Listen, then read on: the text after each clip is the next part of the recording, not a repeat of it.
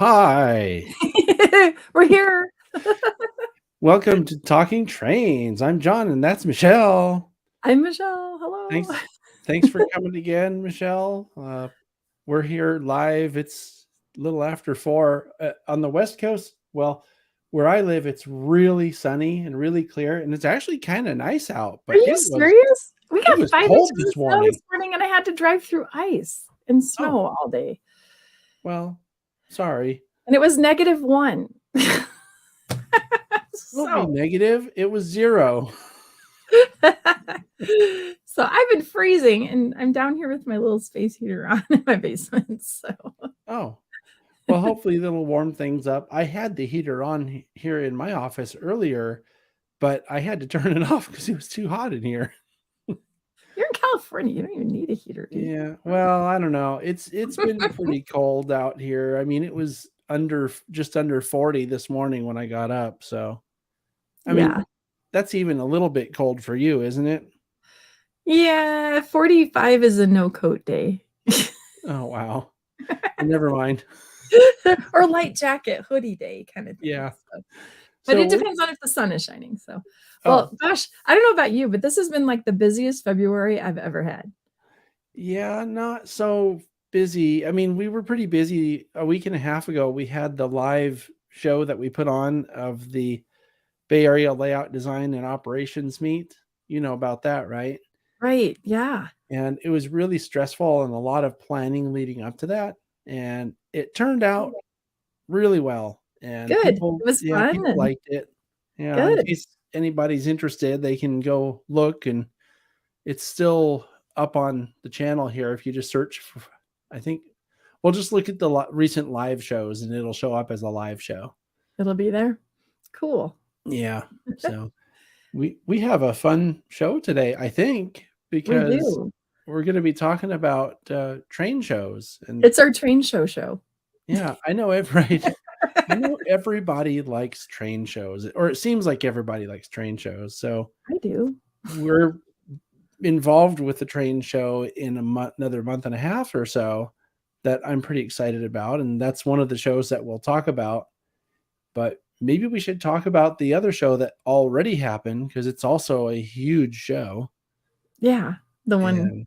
I didn't go, but a lot of us did. It was funny. We're talking about the Amherst Railway Show in Springfield, Massachusetts. And I went to that show and it was awesome. And I got home and one day later I went to Detroit for a week, and I'm just back from that. So it's been a little crazy for me. But I went to Detroit for tourism, for the museum, for a convention. But yes, so my brain's got to shift back out of like tourism museum manager to train show. This is going to be fun. I think we have some guests to come talk about what it was like there.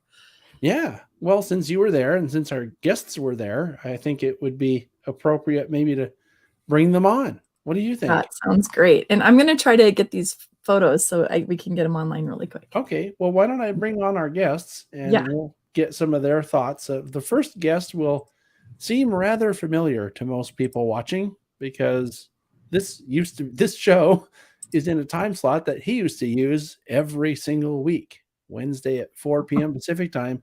Here's our guy. It's Mr. Sparky. Hey, how's it going? And we got to meet you in real life.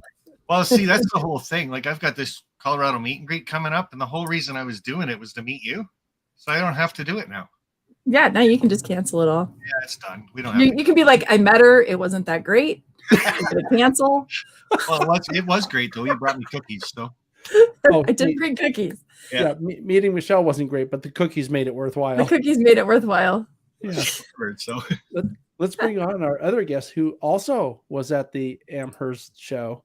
This is John Gardberg, and John actually is going to be our other guest as well, because John is also involved with the Rocky Mountain Train show that we'll talk about later. Welcome, John. Hello. Yeah, isn't that interesting that one train show director or whatever, leader of the team, is friends with another train show leader of a team, and they talk and they get along really well and they support each other's shows. And so the team leader of the Rocky Mountain Train show goes to the Amherst show, and we've invited the Amherst leader to come to the Rocky Mountain Train show. But it's really cool that John went, and got to represent. So. Aren't they both named John? Oh. They are both named John. There's a lot of. I'm gonna start giving out like initials, like John 1, 2, 3, 4, 5, 6. Yeah. Or Rocky Mountain John, California John, Amherst John. John S, John G, John A. Yeah, but you run out of initials though for last names too, because if you have, 2 A's or 2 G's, then it's John G1 and John G2. Then I don't know. Well, I think you guys can fight over who's which.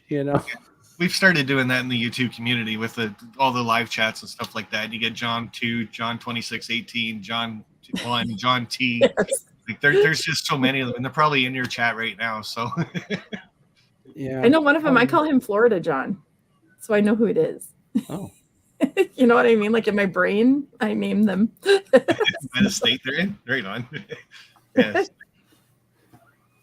One of the things that you mentioned, Michelle, that I think is very interesting, which is the train show organizers, I'll call them, going to each other's train shows. And to me, it's good because you don't want to have scheduling conflicts where you're having a huge train show in one place and a huge train show in another place. And then people have to decide which one to go to. And you're really in direct competition that way. If you talk to each other and do a little bit of organizing, you can basically avoid that kind of issue. And then you also can have the same vendors at both shows because they're on different dates, right? Well, and they can coordinate movement for vendors of their product between shows. Like there's stuff that happens behind the scenes that I think most of us don't think about. Because a lot of the vendors, manufacturers are going from one show to another, and there's logistics in moving their booth. Mm-hmm. And another thing too is like even over the border, the Canadian, we've got a couple shows that are pretty good, but we got one up in Barrie that's one of our bigger ones, and they actually talked to John from Amherst, and they're trying to make sure the schedules don't conflict. Right now, the Barrie show that's up here is I think a week after the Amherst show. Again, the retailers just can't get back and get set up for it. So. Right, and we have Super Train in Canada. I think it's in Calgary, 2 weeks after our show. And we've lost 2 of our Canadian vendors, or one manufacturer and one vendor to that, which is, I understand it. It's in their backyard. And it's not because we couldn't get, it's basically because of customs. They couldn't get their crates back from the U.S.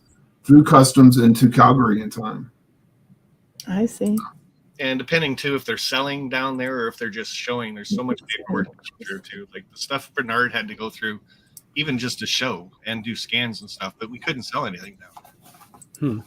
And that's one thing to keep in mind too. Like with Canadian vendors going to the States, unless we get a few permits, and there's a lot of loops to go through. But for Americans actually to come up to Canada, it's twice as bad. So, that's I didn't really think about the whole international issues, but that is shipping, something to consider. taxes, sales, people doing your sales for you. Like when Canadians go down there to sell something, we actually have to hire somebody from the States to manage the booth. Mm-hmm. So, wow, I guess that is super complicated. Sure can be. Do you know what I'm thinking? It's almost like we could coordinate something and have like people ready to do that for you. Well, there is a company here that will do it. So, and I think there's one that's doing the Dallas show, right? So Rapido has all those American employees too. Huh. Yes. And UK employees. That's why he does it, right? So. I was thinking also that if you think about it, people have this idea that just because you do something, that other people who do it are automatically competition to you or competitors. And you don't have to be. There's, especially like this, and there's plenty of business for everybody. Just get out there and do it and put on the best show you can. There's no reason to hate everybody else doing it.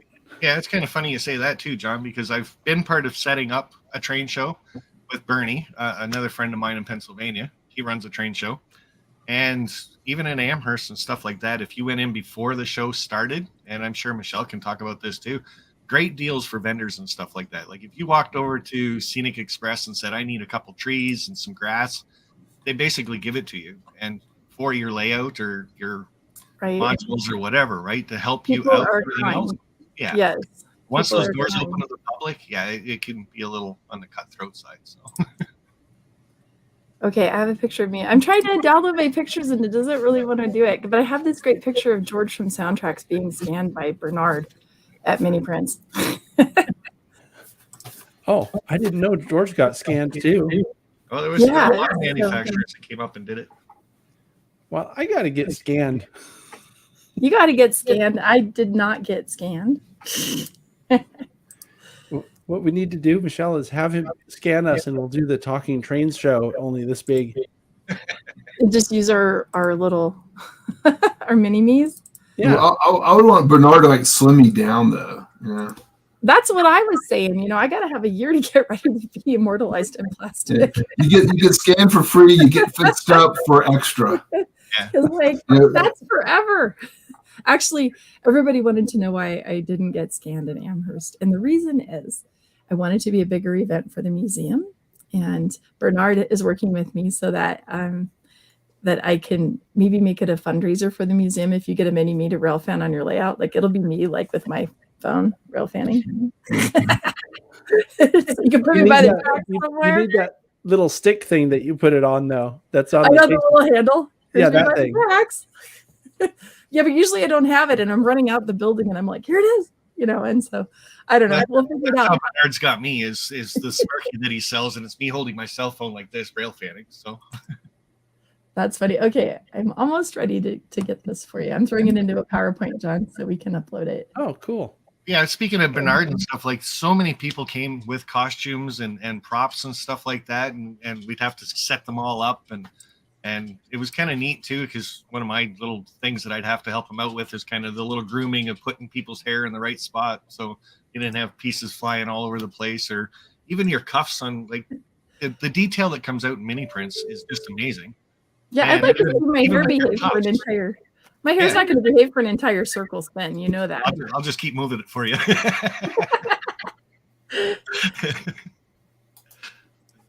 Bernard's in the chat anyway. He says, sorry, I'm not on tonight, guys, but fighting his second migraine ever. So. Oh, no. Migraines are terrible.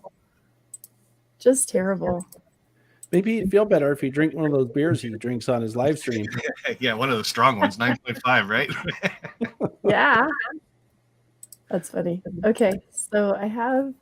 Oh, and I want to show this pizza layout thing. I think that's a good tradition that he started, because every time I see him pour one of those beers out, I think I want a beer. Like, he ought to get a beer sponsor. He does have a beer sponsor. It's across the street. So can you guys describe the show for people? It's 4 buildings. It's John. You know the statistics, right? Gardberg. Yeah. So it's 4 buildings. There's a Better Living. I'm gonna probably get one of them on Better Living Center, Stroh, Mallory, and what's the other one? Better Living Center, Stroh, Mallory, and there's another one. Another building that we can't remember. It doesn't go to all of them. So this is the first time. This is the first time for me going to the show. I knew it was big. I should still have my map here somewhere. We had planned to visit with about 200 vendors and manufacturers, handing out these packets, and we actually handed out 186 of 200. And while we were doing that, we were showing off our the people who we work with, like Cowcatcher and this guy from TSG Multimedia and this here museum. That little museum sticker on there. So yeah, there you go. And it was really great because we were really well received. Everyone was really nice. The trick for us was to try and visit with vendors and manufacturers sometime like after while they were trying to wrap up their setup and before the doors opened to the public. So we were there Friday and Saturday, all day Friday and part of Saturday morning. And it was really great. And if you have the means and the time to do it, go. And if you can't make it to Colorado, you have to go to the Amherst show. We walked 14 miles, and we were so again, comfortable shoes, comfortable socks, have a plan, and do it. Just go. You walked 14 miles might be more of a deterrent for some people. Well, we were on a mission, and we went up and down every aisle in every building multiple times, trying to hand out the packets. Yeah. He saw the entire show. You're probably the first person ever to see the entire show, like every single. Well, yeah, but there's seeing the show and seeing the show. Gordy, the president of NMRA, he's like, yeah, good luck with that. and he's right. You really do have to kind of have a plan, and you should like pick out the top 10 vendors or manufacturers you want to see, and then have a second, then have then have another 10 if you have time. Mm-hmm. And again, it's a huge show. It's 2.5 times the size of our show. It's like pick out your favorite train show and take it ×4. That's something that I was going to say, because walking 14 miles could be a deterrent, but it also kind of, I think, describes how big it is. I've only heard of how big it is. I've never seen any show that large. So one of these days I'll get to it, and I'm sure I'll be gobsmacked by the size too. But because I've only ever been to something called, two things. We had something out here that would be was a traveling thing called the Great Train Show, and they would take up large size event centers or that kind of place. Then there was the National Train Show in 2019 that was connected with the NRA National Convention, and that was actually a very large space. And my understanding is that Amherst is like 4 or 5 times that. Right? I went for that one too. So 4 of that one. Yeah, that is just huge.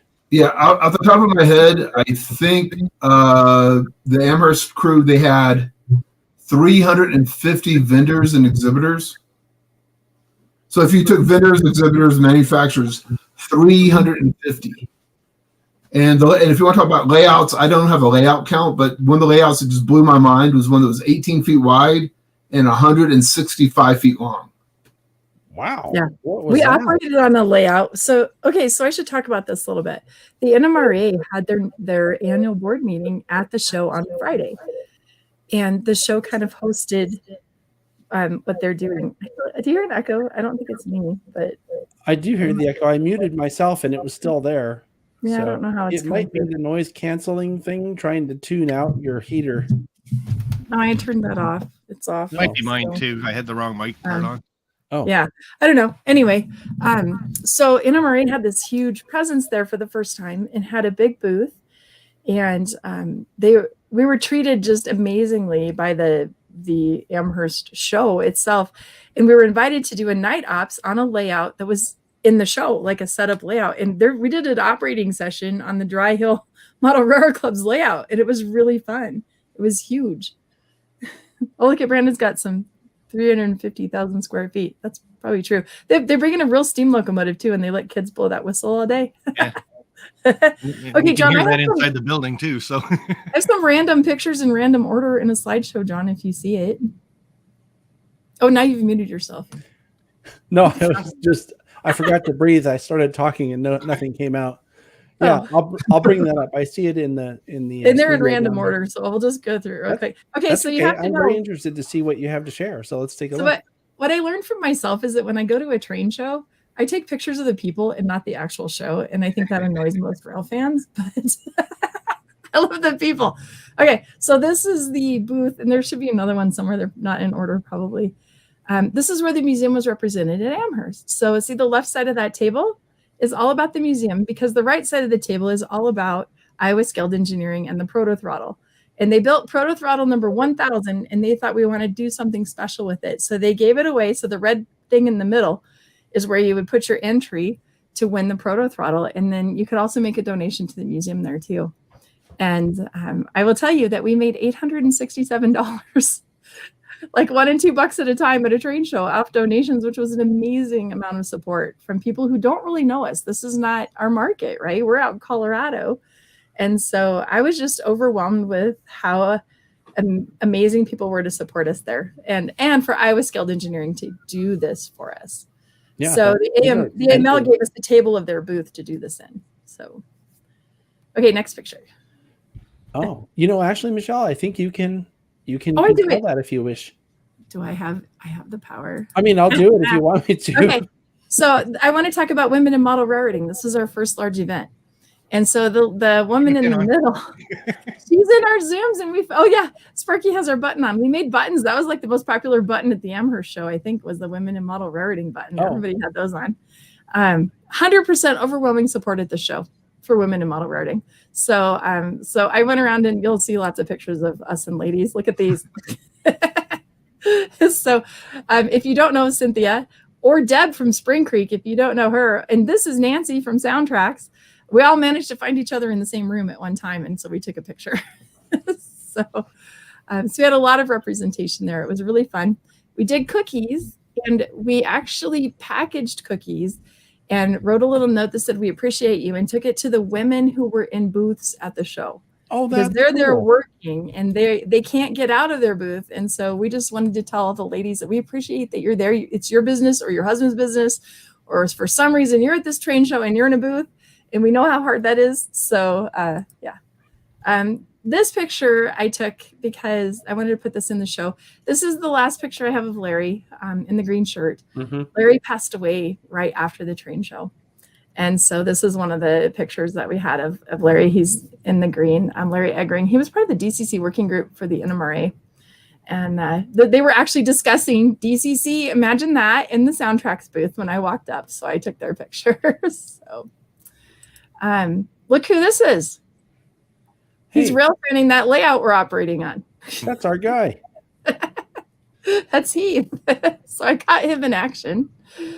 Let's see. Oh, I did get to spend a little bit of time with Stacy Walters, and this was her first visit to Amherst. She had never been before. And so that was kind of fun. She had the same feeling we all do, like, oh my God, it's so big. This is the biggest trade show. And I know say this, Michelle. I can say this, that. And it's true. That's what she said. I know. I'm like, hey. I walked into that true this innocently.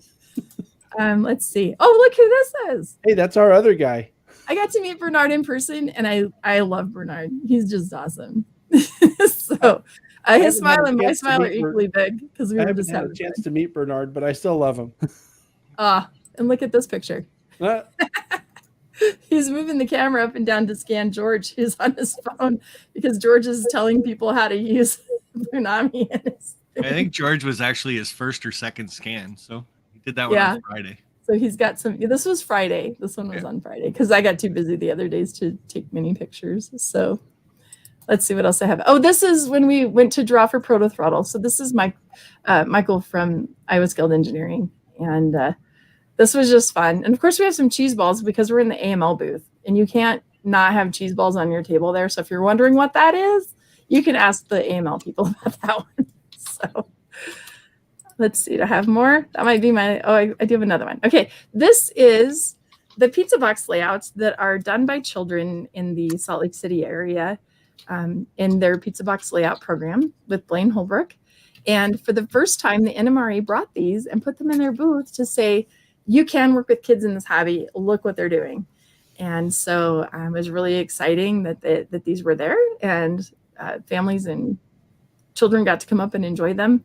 And they average about 100 kids in this program at any given time in Salt Lake City. It's pretty phenomenal what they're doing. So I wanted to show that too. And that's all I got. So hopefully I didn't get those big shots of the room or anything important like that. So you're saying you deleted the picture of me, huh? I have one with you. It didn't get in there. I actually downloaded it, and it didn't. Now I have to come to Colorado to meet you again. I know. I do have a selfie with Sparky. You can look at it on my Facebook. I can go find it. I'll find it and throw it in there. I have the floor plan that John sent me an email. I'm going to see if I can bring this up because this looks pretty impressive. I have to figure out how to share this other screen here that I'm looking at because, wow, check this out. I'm going to try to bring this up. It looks it looks huge. I just got to say, like John said, he walked the 14 miles during the train show. The one thing I'm going to say, you don't notice how far you're walking and look at that picture, like all those booths and stuff like that. Young building. There's just so much to look at and everything else, and you're not going to see it in a day. So if you are going to that show, make sure you go for both days. Wow. Yeah. And the way the buildings are laid out, I think people miss the one that's on the angle. Because like the main building is the top one. If you look in the very, very center of your picture there on where the floor plan's like the black center, that's the way the buildings are laid out on the property. This one here. Yeah, right there in the center. So Young Building is the one we couldn't remember the name. Yeah, of. exactly. And that's the one with the good restaurant in it. They have like a little diner you can eat at in there. Oh, I missed that. I know, it's kind of hidden. That's why I eat there. It's less crowded. Yeah, I got to walk around the Better Living Center, and that was pretty much it. And I got out to look at the steam train and the kids doing the whistle and stuff like that. But for the most part, like Bernard was booked solid. I'd probably say an hour before the show and an hour and a half after each day. So I have a question. Yeah, he was. Oh, go ahead, John. So I have a question actually for each of you. Since you were all there and I wasn't there, and you were all there for different reasons, but I'd like to know, if you can think about it for a minute, you don't have to answer right away, but think about it for a minute and tell me what was the most striking or profound thing or realization or what impressed you the most about the show. And I mean, whoever comes up with an idea about that first is welcome to just start. But I'm just curious what your response, what your reaction is to that. Like I said, I did spend a lot of my time with mini prints because of how busy we were. But the one thing that I really, really thought was amazing is the fact that the NMRA had a booth there set up, talking to people. You could get people signed up to join the NMRA, and they answered the questions that everybody has. Like, I really hope NMRA keeps doing something like that to like 2 or 3 shows around. Right. The public awareness, I don't think they're really getting the message out there what is represented with the NMRA. And I've known, I think that at least 5 people came over to mini prints afterwards. And it's like, hey, I just signed up with the NMRA. It's like, cool, right on, buddy. So I agree with you. I think that seeing the NMRA have a presence with the public, and I think it's been a goal of theirs for a long time, but they finally got it done. And they're back out there talking to modelers and being accessible to modelers and not being the NMRA. Exactly. They're actually the NMRA, and we are the NMRA, right? And they're making that much more, it's us, not just us and then you. It's all of us together are the NMRA. And I agree. I felt that. I wore a couple hats in the NMRA booth. Obviously, the Women in Model Railroading piece of it. I'm actually part of the TRACS program, and so is John Garberg. Those pizza layouts, that's something we've been working on since 2019 in our TRACS group. And John, you're in that too. You and Sydney. Sydney's actually the one who keeps us organized. Yeah. So we're all part of that. So you guys were there too in spirit, and in these pizza box layouts and all the work we've done to promote youth programming and education. And then I'm also part of the National Convention in Texas. And so I had that hat on too, trying to promote, come to the National Convention, understand what it is and come and experience it. And I'm doing the rail tours for that. So I'm going to Texas next week. I fly out on Wednesday to finalize the rail tours so that they can go online and be sold. And there's going to be some really, really cool stuff that you can do there. So, and then of course the National Narrow Gauge is right after. So I'm promoting that too. So on your way from that one, you can go ride the Coomers and Toltec and come right on into Colorado for the National Narrow Gauge. So I got a lot of hats on right now, but I love that the NMRA booth was supportive of all the different things. It wasn't just us. Oh, and they had a layout that people could operate on. They actually put a throttle in the hand of a child in their booth. Nice. It was cool. So. Great. Okay. Michelle, are you actually going to be home May 19th to 21st? I will be. Actually, this is my last trip before that. Other than the train show in Denver, I actually stay in Denver. I'm actually home until June. So wow. Until I plan some trips, but I will be home in May. Cool.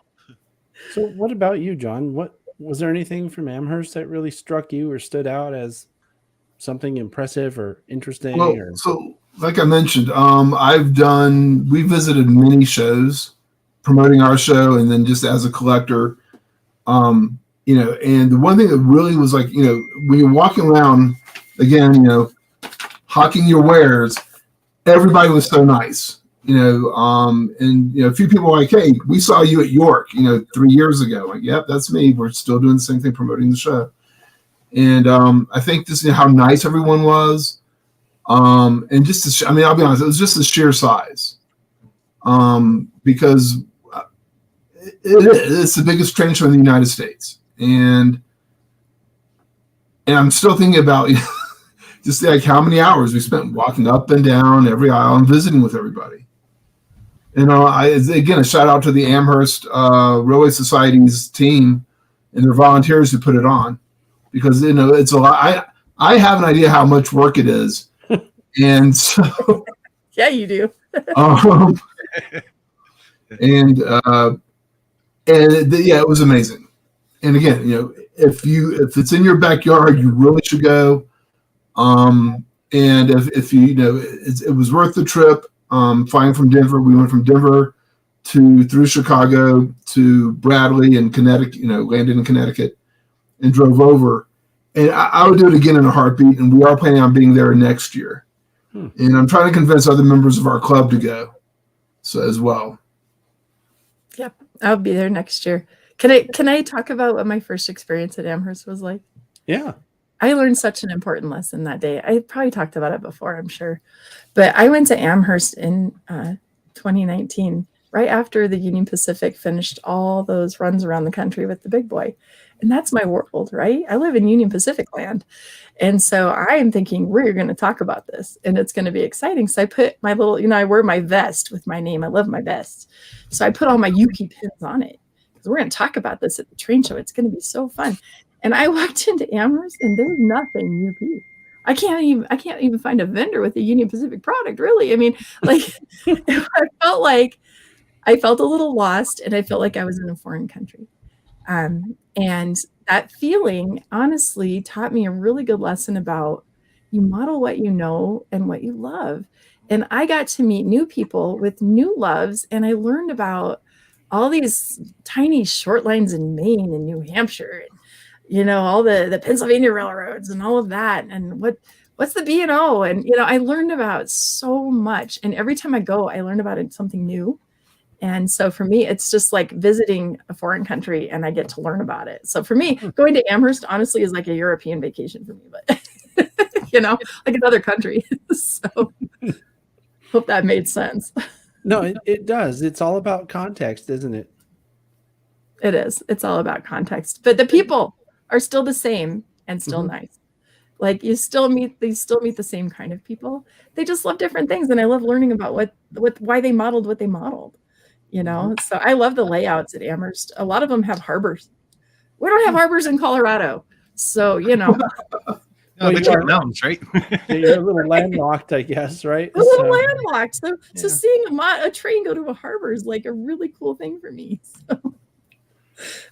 Yeah, it's interesting you mentioned that because I've noticed with our viewers on the East Coast that one time I sat down and I looked at a map and I realized it was a population density map, and I realized how densely populated the entire East Coast is. And it makes sense, right? Because that's where the Europeans came and it kind of spread west from there. And it's kind of a simple but profound realization to come to that there are more people there. And it actually makes some of the analytics on my YouTube channel make more sense. Like when I've done stuff that is East Coast related, it goes crazy, like with views and attention. I'm like, why do so many people like this? And then you look and you realize, well, there's a lot more people there that's up their alley. So, or in their wheelhouse, in their interest. I see Heath has joined us. Heath is asking me a question in chat. Who was the favorite person that I met at Amherst? And I know he wants me to say Heath, but it's not. I'm sorry to tell you. I wasn't there. And you weren't there, John, so you're out. Sorry, Sparky. Sorry, John already knew you. So the answer is this. I met this girl named Natalie, and she came to the NMRE booth when I was in it. Did you meet Natalie, Sparky? Yeah. Really tall modeler girl. I loved her. And you know what? She and I both like science fiction. And she gave me an entire list of books to read that I had never heard of before. Like the author and the title. I have this handwritten note from Natalie of books that she thinks I will like. I loved her. That was like my favorite person. So sorry, I love you guys too. But she was fabulous. So there you go. That's pretty cool. I think that's really cool. I think, I've had booths at train shows, the great train shows that I was mentioning before. And really meeting people was always my favorite thing, because they're people, sometimes people in this hobby, I'm going to go and make a generalization here. I know this is not true of everyone in the hobby, but people in this hobby tend to be introverts. And it makes sense, right? I mean, you want to work with your hands on small stuff and be left alone. I get that. The interesting thing is, how do you get an introvert to be an extrovert? And the answer to the question is, talk to them about something they're interested in. Mm-hmm. And everybody at a train show has that in common. So it's a way really to meet people that you otherwise probably couldn't talk to. And that, I think, is really cool. Yeah. Keith is telling me I wasn't his favorite person either. You weren't his favorite person? Is that what you're saying? I can't. Yeah. I kind of tuned out of the chat for a minute. I just saw that. He's like, you weren't my favorite person either, Michelle. We actually met last year, so you don't count either, Heath. Sorry. Yeah. So I wish I'd been able to go so that I could have a favorite person, because I would tell you you weren't it either. I'm pretty sure that Natalie might have been on the spectrum a little bit and not communicate well with people, but I just connected with her and I really, really loved her. She was there with her dad and it was just so cool. And she signed up for Women in Model Railroading and I'm so excited to get to know her more. So, So that's what instantly comes to my mind. So. Yeah, this is a comment that I missed earlier when I was talking about population density. And I think that Fred makes a really good point, that it's really different in different places. And I think, Michelle, although you're kind of close to Denver, and Denver is very populated, but we talk hours. We never talk miles. We're how far is Greeley from Denver? 1 hour. Right? Yep. We can't do that where I live, because 1 hour is meaningless. It could take you an hour to go 10 miles or 5 miles, depending how horrible traffic is. And I know, Michelle, that you know that, because Dave, you know that because you both experienced that firsthand on Chasing Trains episodes. Another thing I'd like to say about Amherst, though, too, is how much thought and work John actually puts into organizing that event. Right to the point, like you guys walk in, you see the layouts, you see the exhibits, you see the people's, like the vendors and stuff like that. What you don't realize is there's the CSX rail yard right across the street. And he actually set it up that they put certain cars in that rail yard for people to rail fan and take pictures of. Yes. So, I saw those. There's a lot of thought that goes into these train shows. And again, I'm sure John will say something else about how much thought goes into organizing some of this stuff, but not just the inside of it, not just the people, but the outside of it, and what brings the people to the show and gets them to stick around. So that's true. And I'll tell you, I met with some of the staff under John Sacerdoti. I met with Greg before the show. We had a quick call and I actually gave him I actually used John Gardberg's work, but we talked about what you can do with youth at a train show. And he had it to hand out at Amherst with booth numbers. If you're a beginner in modeling, these are the booths where you're going to find what you need. And he had this whole list, Greg Mass. It was great. So I was, Greg Moss. Yeah. Heath is spelling his name. I don't know if I'm saying his last name wrong, but, it was great because he was handing these sheets out to people. He was walking around talking to the public. And if they had a question, he would say, here is resources for you.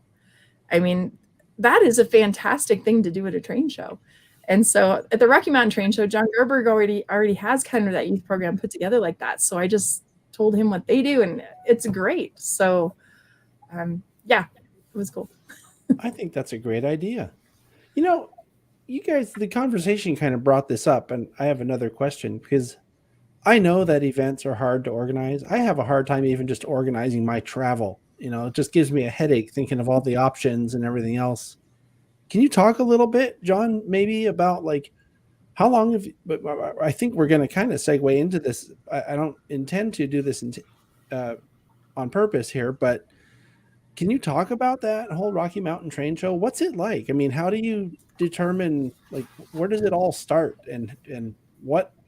There must be like a main sort of checklist of stuff that you have to do, and then a bunch of details under each one of those things. What are the main considerations? Number one, find a venue. Yeah. Number two, find a date that's not on top of other people's train shows. Mm-hmm. And one of the things we're trying to do actually is, because we're one of the last train shows of the season now. We used to be the first weekend in March. Now we're the first weekend in April.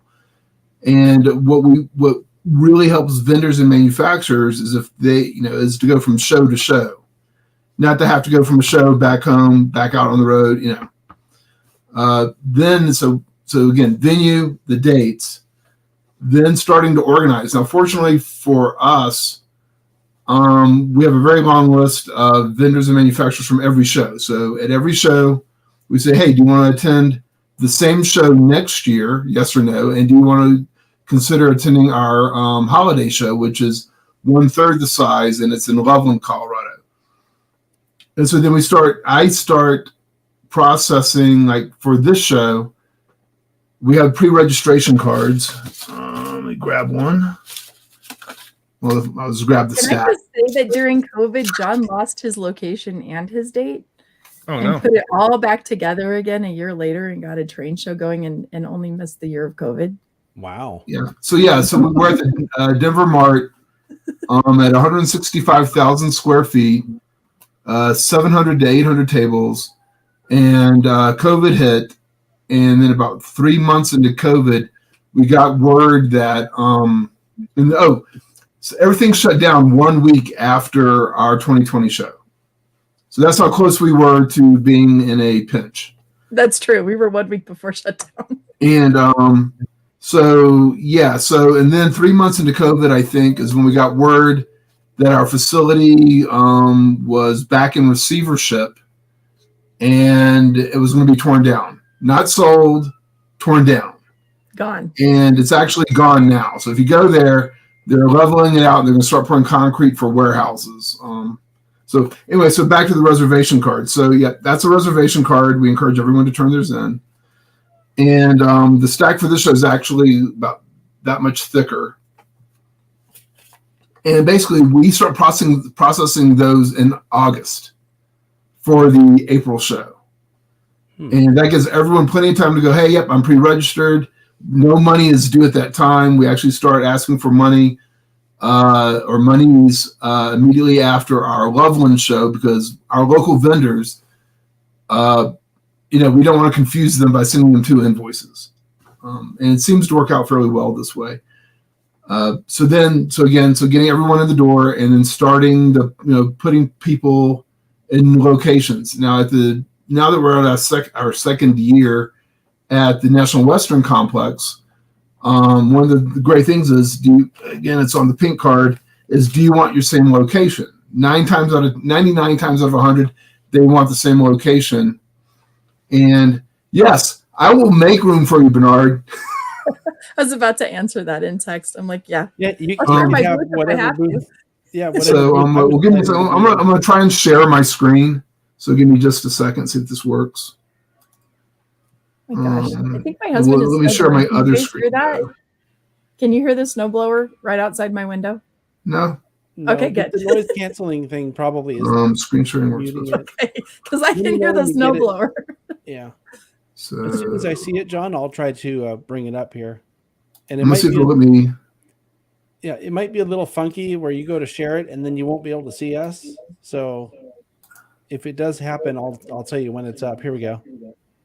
Okay, let me know what's happening. Can you see it or no? Yep. Okay, so this is our spring show, and I'll walk you through it real quick, guys. So if you're a vendor or manufacturer, we have ramps. You can actually drive your vehicle into the facility. Load-in starts on Thursday, wraps up Friday at 8 p.m. We try and give a little extra time for the layout guys to get everything working. If you're attending the show, there's 2 entrances. There's the north entrance here, and you'll pass the our information booths and the TCA National booth here. And then we're going to have the Rocky Mountain region of the NMRA booth will be one of these 2 booths. And then the NMRA National booth is that booth right here. The south entrance is here. And when you walk up these stairs, you'll find MacRail. It will be in this booth. So giving them a shout out because they're new this year. And Home Shops will be in this booth. Hey, Macro and Home Shops coming from Texas. Yep. That's great. And there may be a few others. I'll say this: the trip to Springfield was well worth it because we're getting 3 or 4 vendors and manufacturers from that show that I know of so far. So that center aisle is where it's like Manufacturer Road when you walk down that. Yeah. So let me do this. So you can zoom in on our map. And you can actually hover over and find out who's where. So there's Soundtracks has 2 booths here. Lionel has 4 booths. I think they have. Yeah, they're in depth. Markland has 4. Markland LGB has 4 booths. Bachman will also have 4 booths. Star Hobbies, who is supporting Bachman, is right here. We have That's on Rails, which is a local vendor, a relatively local vendor here. I want to show you, let's see, DCC Hobby Supply, Berkshire Valley Models, and Lowell Smith will be here. Brad's Trains takes up these tables. Let me go back out a little bit. CLBG, so we hit return. Zoom back in. See, if you want to visit Michelle, actually, that's what we're those 3 right there. Hey, okay, so yeah, don't get the Colorado Railroad Museum confused with the Colorado Model Railroad Museum because we're both there. They're both there, and they're like. So we have again. So TCA will be here. The Ford Museum of Transportation is here. The Colorado Model Road Museum, of which Michelle is the executive director, are in these 2 booths. That's our sales booth. We have a presence elsewhere at the show, but this is the booth where we sell the donated items and raise money for the museum. And people love our booth because we keep our prices really low. Because our job is to promote the hobby. So Michelle, they do a lot for us. I'm not gonna. So then we have the Colorado Railroad Museum. Here's a vendor who's coming from Louisiana to the show. Huh. And then the Gold Spike Tower is across from us, right? Yep. Here's Gold Spike here. And they actually have 2 booths this year. Sundance Marketing, they will be selling pins at our show. We're having a custom pin that will be revealed prior to the show. Let's see. Then we have Intermountain. Broadway Limited will be back to the show the first time since COVID. Nice. San Juan Model Company. Rocky Mountain Train Supply, which is our the closest train store to our to where I dedicated to model trains will be here in Denver. It's our brick and mortar. Yeah, it's our brick and mortar store. We have some folks from Canada and the United States and Rapido Trains. Then Scale Trains. And again, here's our information booth over here. So John, while you're in this space, you should talk about, I don't know that people understand that this show includes Lionel and is put on by the toy train collectors. This is a TCA show for all scales. And people are crazy. They love each other. Well, so the way it started out was before our division was a division, it was a train club that had a train show. Then our train club joined up with the TCA and became the Train Collectors Association Rocky Mountain Division.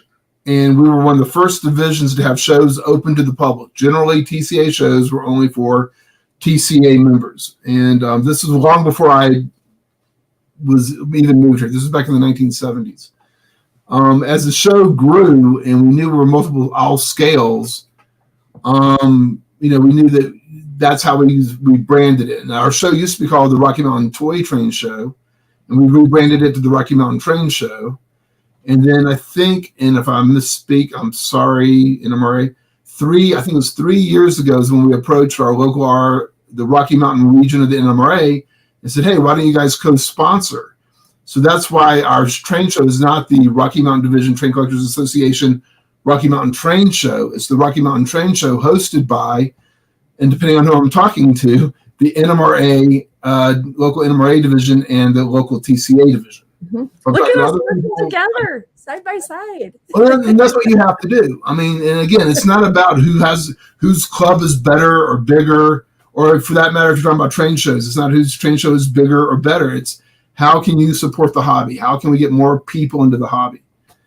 And that's one of the reasons we've been concentrating on growing the hobby, in as many directions as we can. So different scales, different interest levels. We don't care. We say it's for the young or the young at heart. Right. So back to the floor plan, so I can walk you guys through. Sorry, this. I keep distracting you. No, that's fine. Again, questions and answers. Jennifer's so this is where most of our local vendors they get single tables, and this is where they're located. And right there's Jennifer's in the last row on the left.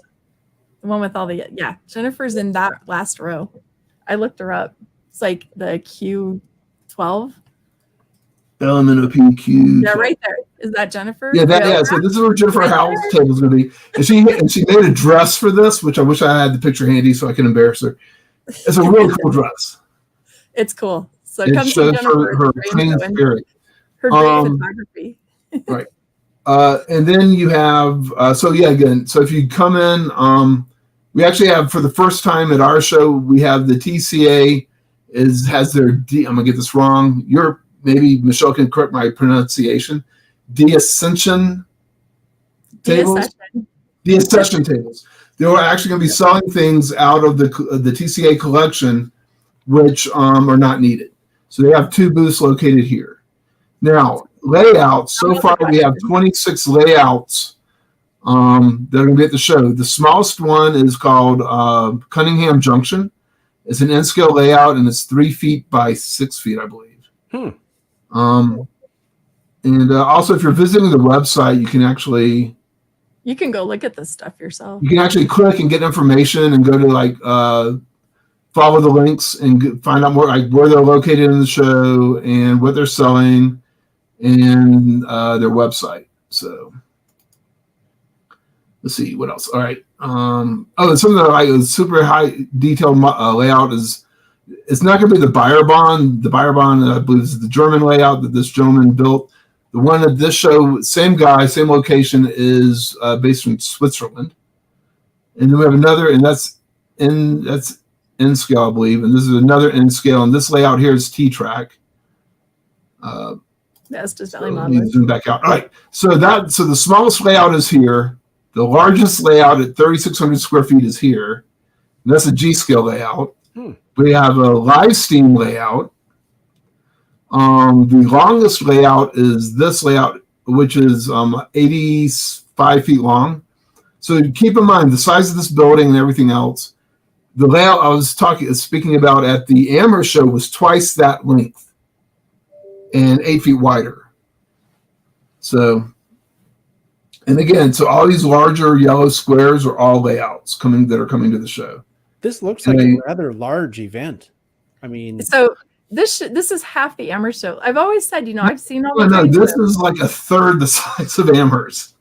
But you're bigger than Train Fest and bigger than the National Train Show because I've been to all of them. Right. The Rocky Mountain Train Show is the second largest train show that I've ever seen. So.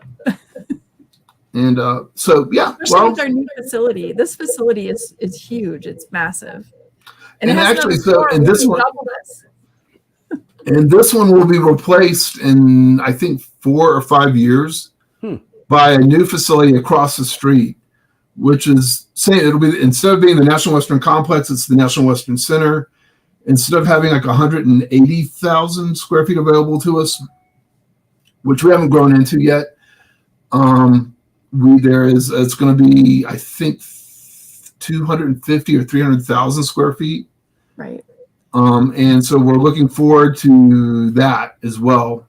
So the city of Denver owns this facility. They run what they call the National Western Stock Show here in January. And it is like the world's largest stock show kind of thing. And it's like almost 3 weeks of January.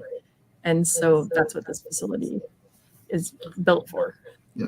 So Bernard, to answer your question, so let's see, can I bring up my document?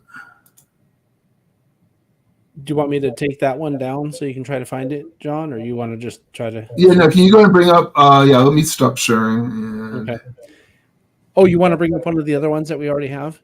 Yeah, bring up the PDF that's not the show flyer. So the typing one, it's all typing. Yes. Yeah. Okay. Because I'll show Bernard this real quick. While we're Right, this up, I have a question, if it's okay. Yeah, go ahead. Asking about your attendance numbers. Do you have an idea of how many people attend your show? Well, so since you mentioned that, It's right here. so we're a 501c3 organization. We believe in transparency. And so let me go down here. So show attendance. Prior to COVID, our spring show was growing year over year. And we had just under 12,000 people in 2020. There was no show in, we had 10,000 people in 2020. We're not sure what caused this decline. It could have been anything from weather. It's like when it comes to train shows, the weather was too nice. The weather wasn't nice enough. We just think, it varies year to year.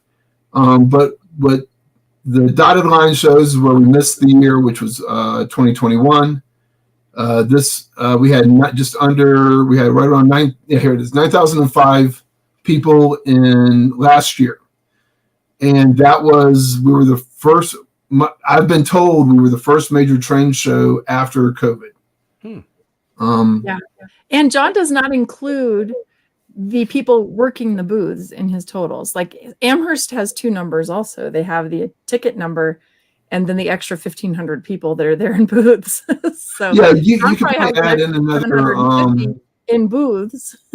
So you're well over 10,000 humans in the building. Yep. And so now what's interesting is if you're a vendor wanting to come to here's our holiday show.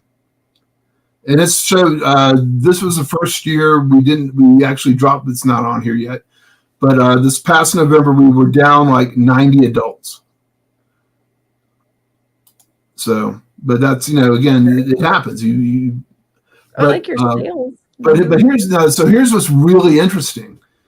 You may have noticed that we had a down year last year, and but the sales, and this is the dollars over here. So what happens is we handle the taxes. If you're a vendor and you're visiting our show and you do not have a Colorado business license, we have an umbrella policy where we can take in your sales tax and we forward that off to the state and to the city. Which is so we know exactly what people are selling, or at least what they're reporting to us. That's huge, because doing your own paperwork out of state is horrible. Yeah, well, and as long as we can do it and help out our vendors and manufacturers by doing that, we will. Yeah, it's a really nice bonus for vendors for sure. Yeah, and so, but look at the sales numbers are what I think are amazing, and how much business is being done. Yeah, that's a lot of sales. So, all right. So other things we do at the show, we have, boys. Let's see what we can read this off. So we have the Junior Engineer Program. I'll touch on that again in a minute. We have the Boy Scout Railroading Merit Badge. We track all these numbers. Then this is the rest of the write-up. This is available to anyone who wants to read it. But touching on like what we think train shows should be and why we all do this and what we're calling this is train show as a platform. And this is not just our show. I think this should be every train show. And I know that the Amherst show is doing this to some degree. So here's like things like selling trains, done. Museums and historical societies. The only train show I've seen that actually has more historical societies than ours that I've been to is Amherst. And it was amazing how many museums and they had there. We have like 5 or 6, maybe a few more than that. We have three museums, and then we have like 8 or 9 historical societies, I think, who come to the show. Okay, promoting new products. That's up to the manufacturers to do, but we provide the platform for them to do that. Operation Lifesaver. Every train show should have Operation Lifesaver. And every train show that has a Facebook page should be reposting the Operation Lifesaver posts. The Boy Scouts of America, BSA Scouts Merit Badge, trying to have prototype railroad presence. In our case, it's Ed Dickens from Union Pacific, and we're trying to work on some other things as well. Clinics for adults, clinics for kids, workshops. The Junior Engineer Program. I'm going to share a picture of that with you guys in a minute. The Train Station Challenge is something that's for our show. Basically, it's people go around to different station stops within the train show and get a stamp saying they completed finding a layout, and they sign off on it, and they're entered into a raffle at the end of the show, or that's raffled off at the end of the show. Let's see. Information Station is something new that we're working on as being a 501c3 educational organization. This is something that, again, we're hoping other people will participate in, and we can have at other shows, not just ours, where you'll get you can go online and or get a hard copy of just, it's kind of think about like a printed wiki for a particular subject. And then again, prototype one. So we have Tracks to Success, aka Tracks. You'll hear Michelle talk about that. And then supporting other organizations through announcements, posting, and club and organizational calendars, and providing some of the above mentioned planks as services. So this isn't just our show. These are things we want to try and get at other train shows as well. So it's a better experience. I'm going to go back and present from my computer real quick. Actually, I think I'm still sure. Yeah, can you bring mine back up? Which one? My screen. Yeah, there you go. Okay. So again, and this year, real quick. So we added 30,000 square feet to our show this year, and we're filling that up fairly quickly. This is just going to be for layouts. And then there's actually, we could get another 30,000 square feet below this space. You take these stairs down to that space, and it's another 30,000 square feet. And what you don't see here is there's a long hallway where if we ever had to grow into that area, we could do that as well. All right. So John, just to interrupt you for a minute, is this a 2-day event or a 1-day show? Oh, I'm sorry. Yes, it's Saturday and Sunday. If you're a member of NMRA or TCA, you can pre-register for $30.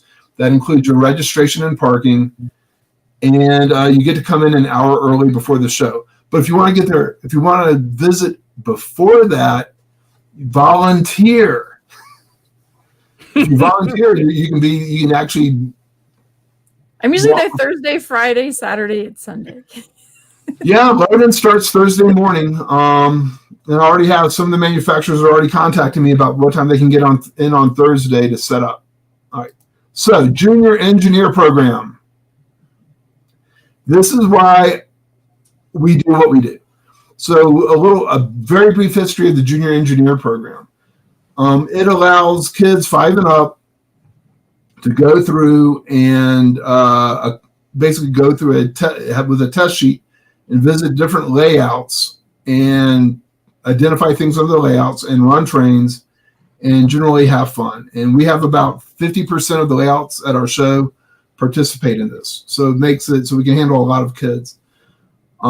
This is one of the first girls who I saw complete the program, so that's why we have her up. And again, if she's wearing a mask, because this was back, this is our the holiday show last year, and where masks were still highly recommended. So if you ever see pictures of people wearing masks, It's not from this year or last year. It's from prior to the mask mandates being lifted.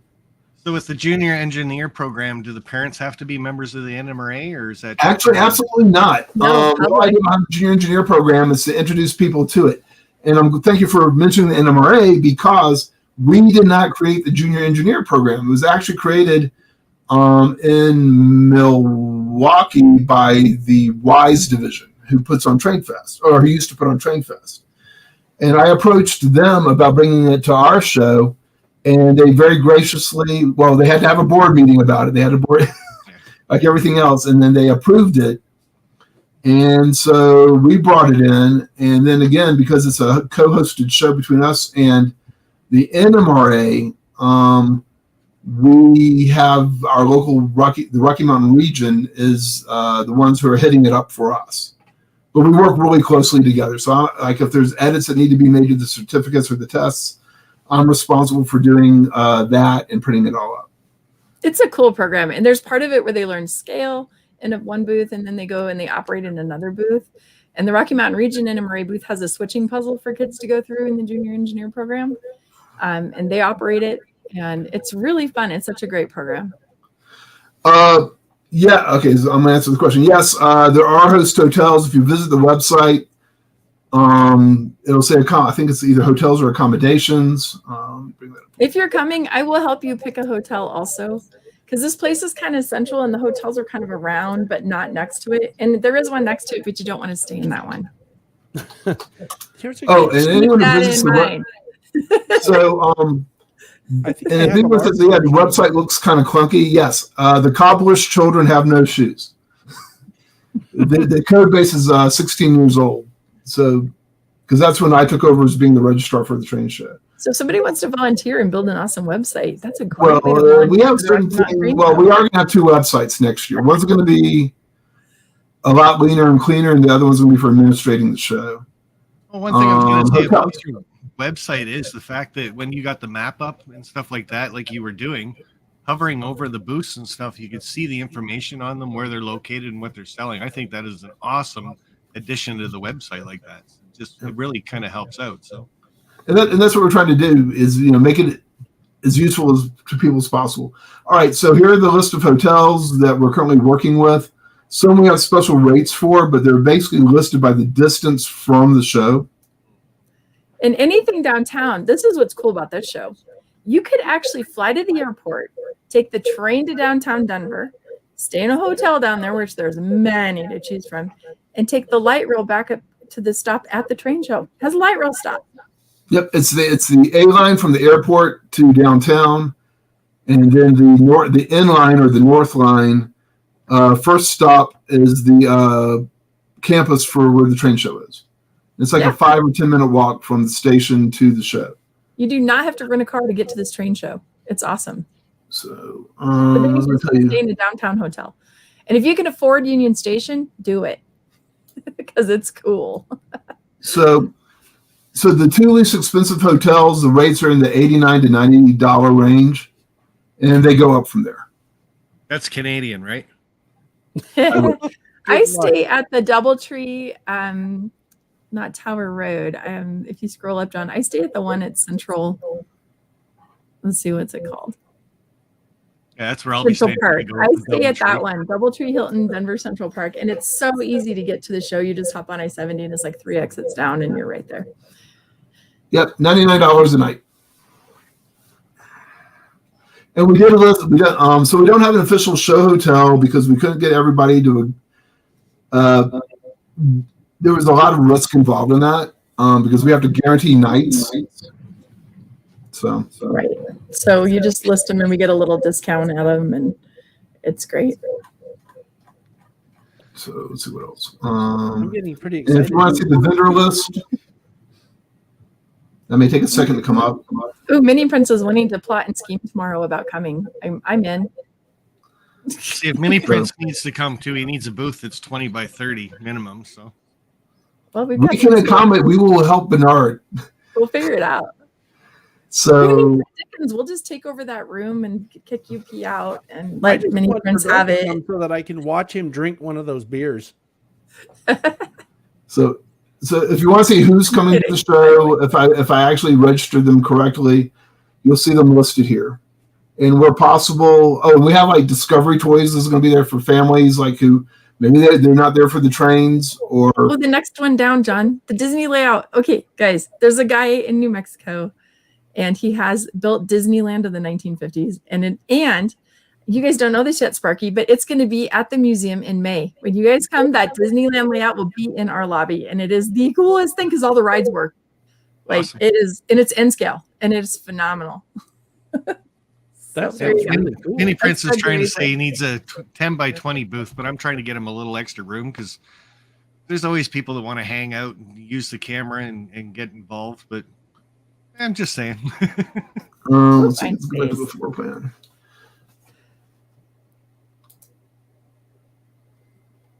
No, that'd be cool to see that in your lobby at the museum. There's this guy here.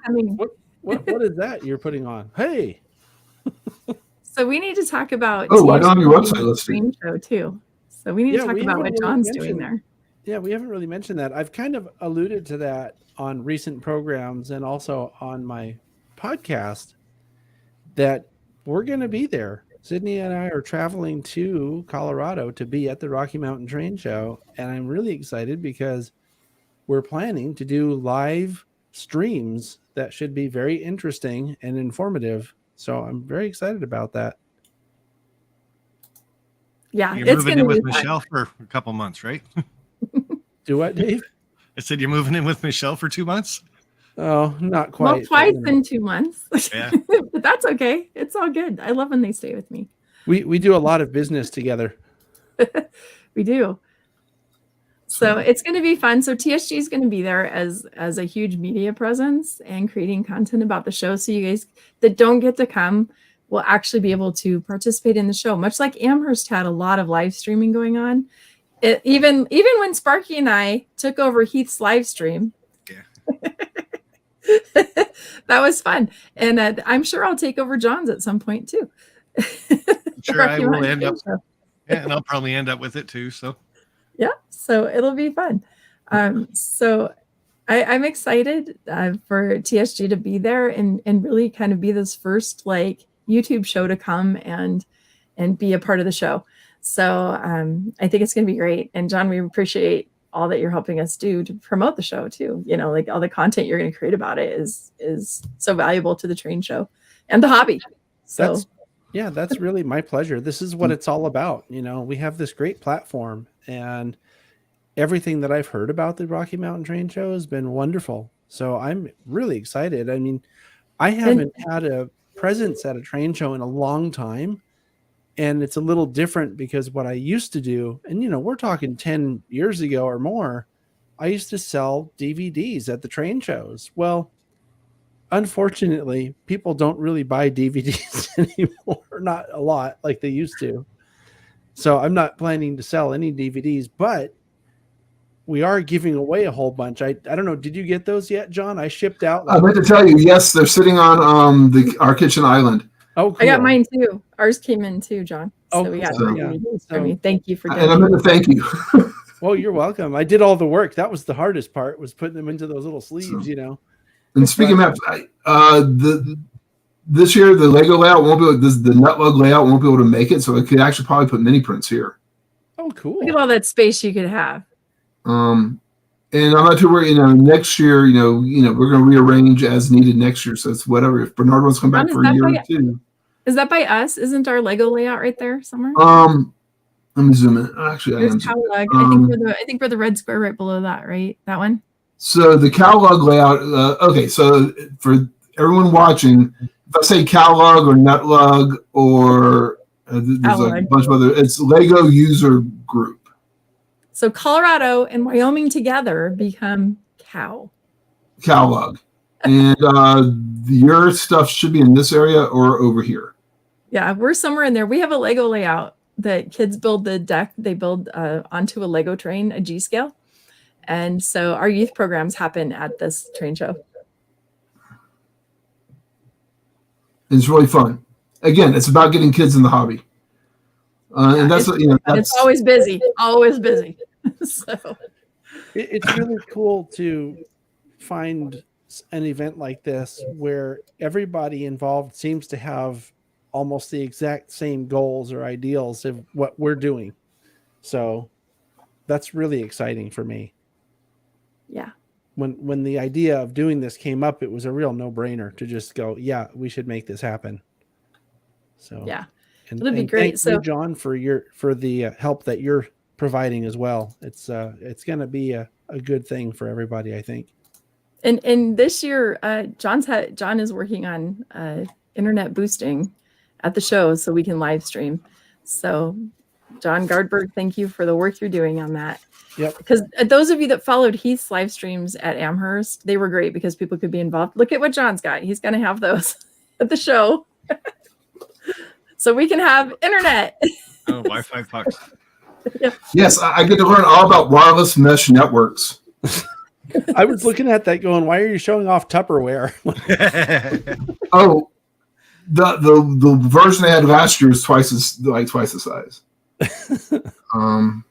So Michelle brought something up a little while ago that they said at the NMRA booth in Amherst, they let people run the trains and let kids, like they put the throttles in the kids' hands and stuff. That's one thing I'd really like to see at more train shows is layouts that people can actually touch, control, run, get them involved with DC and DCC. And to me, once you get them kind of hooked that way, Right. they get more involved and then might just develop into a hobbyist. Sure. Right. And they're at a train show, so they might go in and buy stuff. But To every train show you go with to, and- every train show you go to has got plexiglass up or a barrier and says don't touch. So if Yeah, there was we're- something there that just said, hey, please touch me, run this, play with this, I think you get more people involved that way. So Is that better, John? I Yes. put the one that There you you sent me go. up. I think it might be a little clearer this way. So so right now we're still waiting to hear back from ESU and CATA. Hopefully they will be able to make it.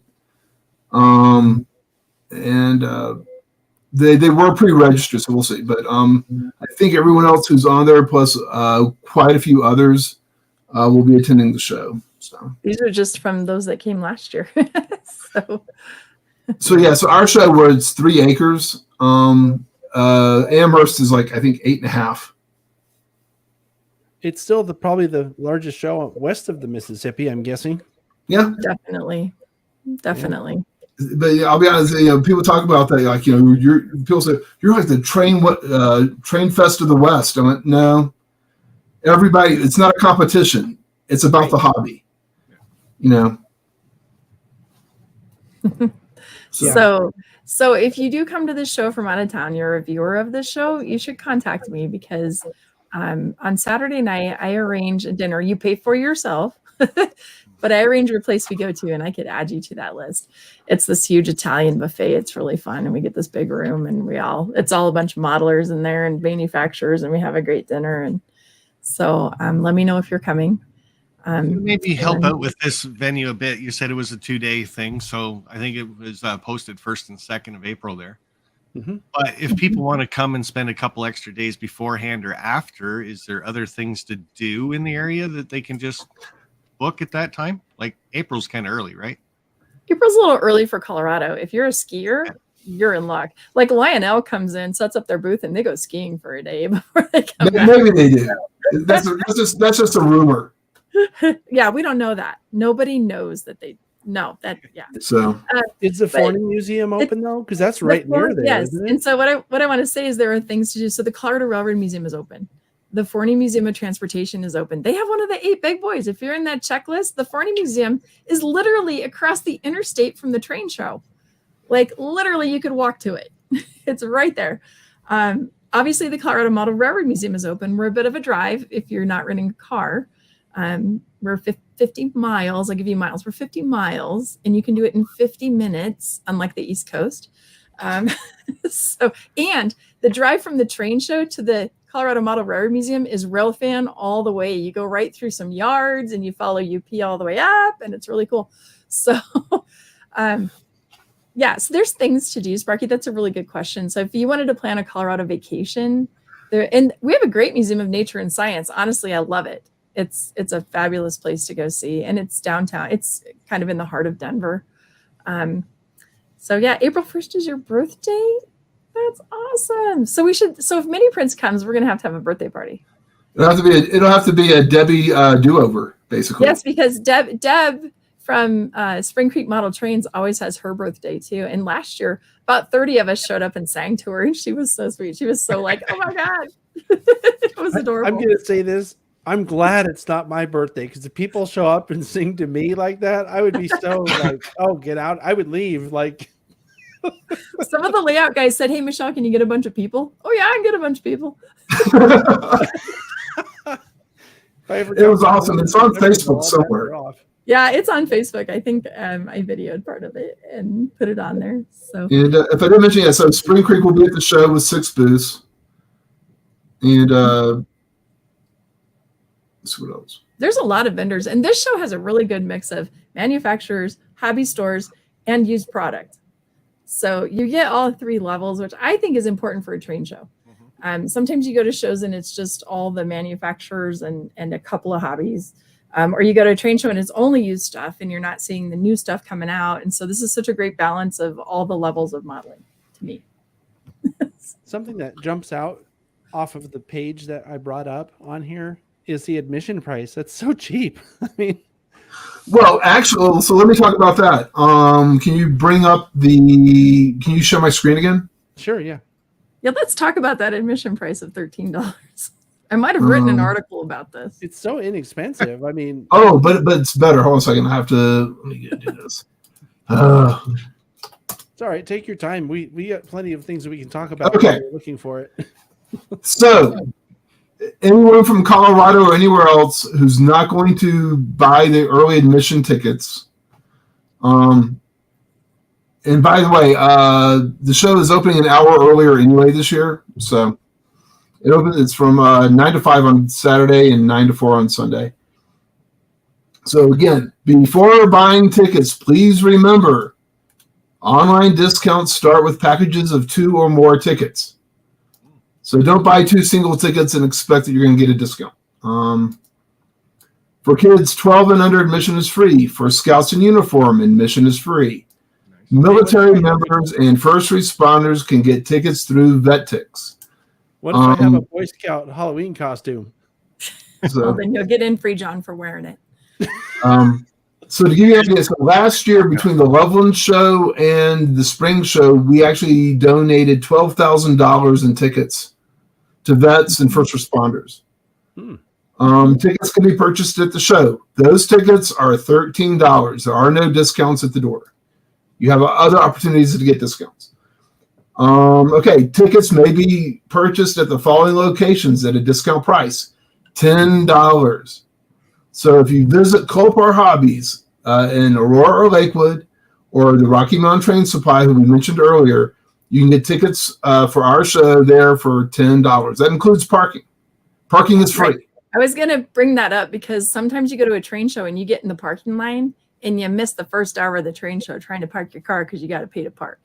So John incorporated the price of $3, added to the old $10 price, and brought it up to $13 so you could have free parking. Gotcha. And that makes a lot of sense. And last year, I might have overheard someone complain about it because they said, well, what if I carpool? I don't want to pay that $3. Oh, and I wrote an entire article about being thankful for things in this hobby like train shows, and $3 is not worth the bad attitude you have on social media. And if you'd like to read it, it was in Cowcatcher, and I have a lot of copies, and I like to hand them out to people when they complain about stuff. So, well, you ought to have one of those on hand just in case someone does complain. Just pull it out and say, "This is for you." Yeah, exactly. I think I'm going to carry it around with me and tell them you can have it for free. Just like that. I was so upset over somebody. And not only that, TCA is actually subsidizing that free parking into the train show, because actually if we had to pay for parking, it would be an additional $10. Oh, I know. Not anymore. Really? The new on-site parking is $15 per vehicle per day. So they're making it so we only paid an additional $3 and we get free parking. And so I'm sorry, but if somebody complains about that, I will come after you. But yeah, and this is how you can buy tickets online. Again, If you buy one ticket, it's going to be $13. If you buy two single tickets, it's going to be $26. So this is for the person who only wants to buy one ticket. After that, you can get a packet of for 2 adults for $24. So you're already saving $1.60 or so. When you get down here and you're buying packets of 4, then you're saving. See what's 100 would be what 100 and my math's gonna be wrong. 102. So you're saving $30 or so when you buy larger packets. So Mr. Carpooler complaining about $3, he can buy it this way and save his money and shut up. What he should do is tell the guy that drove to pay him for coming, since they got to use the carpool lane. Yeah. I think somebody said in the chat said they read my article. Thank you. That was my favorite article I've ever written. Yeah, that's a good article though, because it's a good point when you think about it. Because I'm going to say something that I know it's a generalization again, but and I've actually found this less with model railroaders than with prototype rail fan people. But there are some people who tend to be really frugal, is what I'll call it. And I remember I was at a local historical organization meeting, and they were talking about the yearly dues going up less than $1. And there were all these guys just up in arms yelling about, well, what are we getting for the extra 60 cents? And I'm just over here pulling my hair out going, why are you guys so cheap? You're here because you have. I just want to give him $1 and be like, here you go, buddy. Yeah, right. Like, just get over it already. Like, I know it's like 10 cents a month, and that's hard to get over. But geez, I think you'll survive. Sorry, 8 cents a month. Yeah. I'm just gonna take photocopies of my article and hand them out. Honestly, yeah. I was at Train Fest in Milwaukee, and I heard a vendor going, "You mean I have to pay $7 of the $10 parking?" And I was like, "Do you need a copy?" Hey, I saw somebody mention they need their copy of Cowcatcher. I do know that they were running late getting it out the door. Oh yeah, Cowcatcher's coming out. My next article is about O-scale, by the way, and my experiences in the O-scale world. So it's kind of fun. So one of the things too, we're going to have a fundraiser starting in the next week or so to raise money to help offset the cost of the clinics, plus all the other things that we do locally. Oh, and you guys don't know this, but their group also maintains all the train layouts at the Children's Hospital. At the what? Really no, not Children's Hospital. It's at the Ronald McDonald House. Yeah, the Ronald. It's one. It's not a one. It's one layout. It's a 5x9. But you maintain it and you make it run, and that's awesome. So I'm very, very lucky. There's a G scaler who's also the facilities manager there. So he's been maintaining it. I'm responsible for making sure he has trains to switch out. So we have holiday trains during the holidays, and Halloween trains for Halloween and Christmas trains for Christmas. Yeah. Are you? So I think Keith is asking how I have time to write an article. I'll tell you what, when a magazine gives me a free platform to put my opinion in there, I make sure I have time for that one. So one thing all you guys out there can do is make sure you're following the museum on Facebook, our train show on Facebook, TSG on Facebook, and on YouTube. Subscribe if there's where appropriate to the YouTube channels, and tell other people about it. And yeah. Yep. Come to the show. It's fun. Good night, Bernard. If you don't make it this year, put it on for next year or whenever it does work for you to come to Colorado.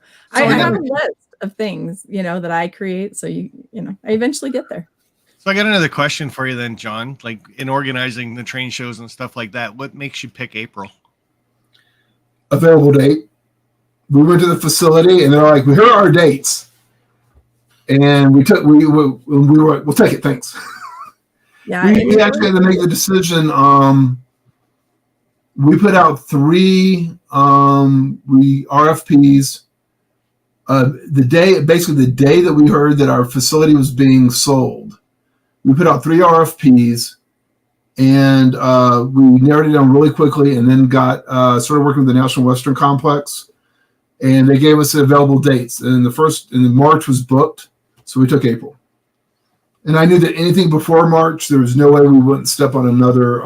I didn't have to look. I knew we would end up stepping on another show, and we didn't want to do that. Yeah, it was just the one thing you hear a lot about Amherst is, the timing of it's so bad, and the snow and the weather and everything else. So, well, I can tell you that sometimes in the summertime, facility costs double.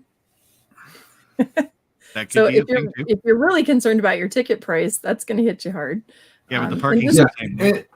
And people travel in the summer. They really do. They're not around. This is when we're all home, and we would go to a train show. So it makes sense to me to do it during the non-travel season. But yes, and and again, that's one of the things is how do you pick a date? If it's in the dead of winter, you risk snowstorms even more. Even in April, we are purchasing, and people go, "Oh, so in order to sell at the show, you have to be a member of either NRA or TCA." And people go, "Well, why?" I said, "Because that's how we get our liability insurance, and what they don't cover is cancellation insurance, which is and we have to do that as well, just as a just in case we have a blizzard." Right. And if I could, in a perfect world, I'd work with John Sacerdoti of Amherst, because I know that they want to try they considered moving their date to get off the bad weather. Right. And the trick is, how do they do that and not step on us? And so that's what, maybe when we go to, again, we're always looking to find out what dates are available and try and coordinate with each other. So, and the thing is too, in the summertime, that's when families are doing their vacations and stuff like that. So you really can't book it then. So it's got to be kind of an off season type thing. So I understand that, but like I said, that's always the biggest thing you hear about Amherst and a couple of other train shows too, is why would they put it at that time of year when half the people can't make it? So, well, yeah, I mean, that's my problem with summer shows. I have kids who are in high school and college. And so they're wrapping up high school towards the end of May, and they start school back up in the first week of August. So basically, that gives you June and July to do things. Right. And we would never try to have our big show that time of in the summer. We are going to have a smaller meet at the Forney, we hope, if not this summer of 2023, summer of 2024. So. How did you get involved with this, John? The hobby or the train shows? All of the above. All right. My father owned a furniture store in Mobile, Alabama, and it was right on the. There was a rail line right next to it. It wasn't a main. It was servicing a GAF plant and a lumber yard. And so, from the time I was a little kid, I saw trains. So I got my first Lionel train when I was 3 or 4 years old, and really haven't looked back since. And then that's when fantastic, John. I didn't know that.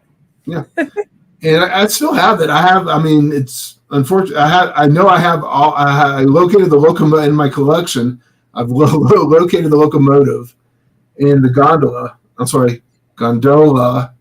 And I'm waiting for the rest of them because my collection's in totes in the basement because I've been putting so many hours into the train shows. I haven't had time to actually play with my trains.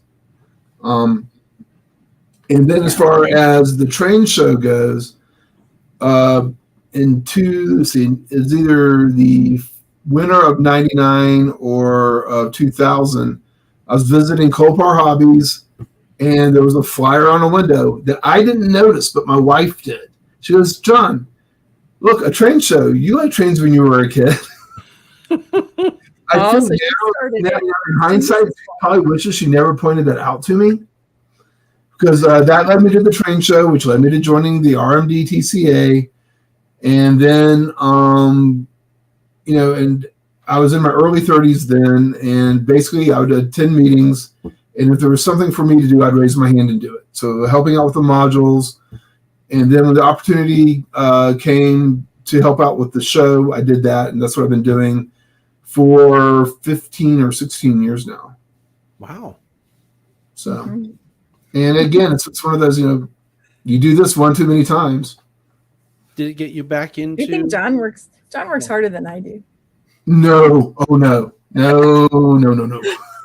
I mean, I put in, well, part of it is you traveling and doing everything for the museum is part of your job. I have my day job, which is 40 hours a week on average. And then the train shows together, when I'm doing the spring and the winter shows as the registrar,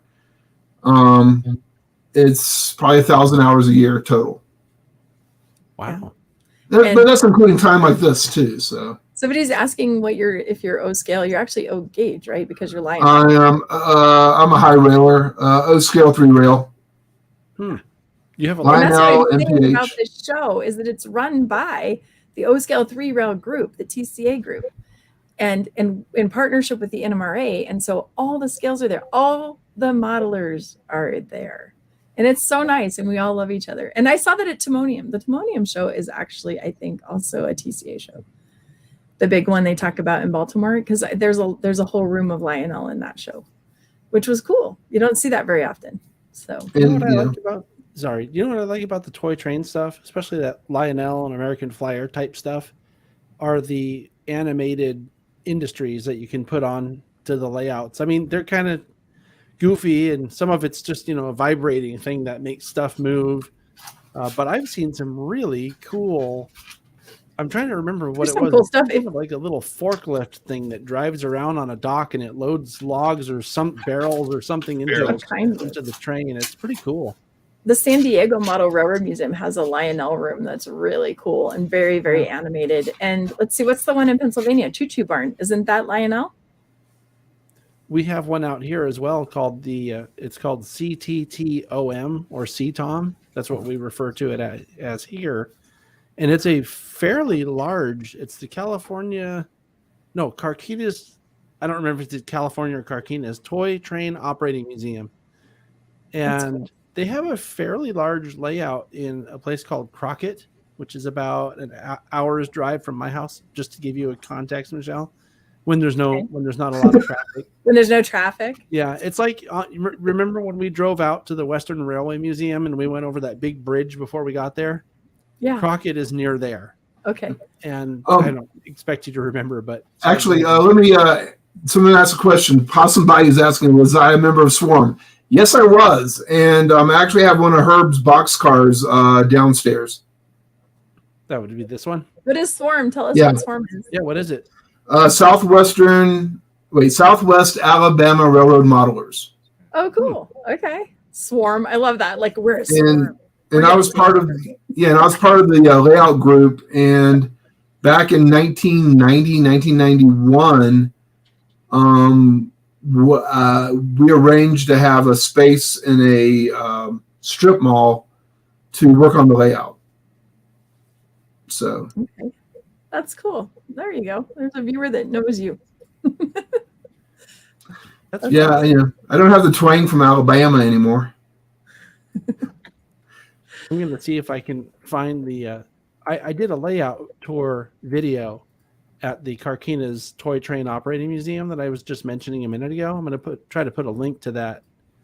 Also, if you go to Pennsylvania, the TCA headquarters is show us your layout. So someone wants me to show them my layout.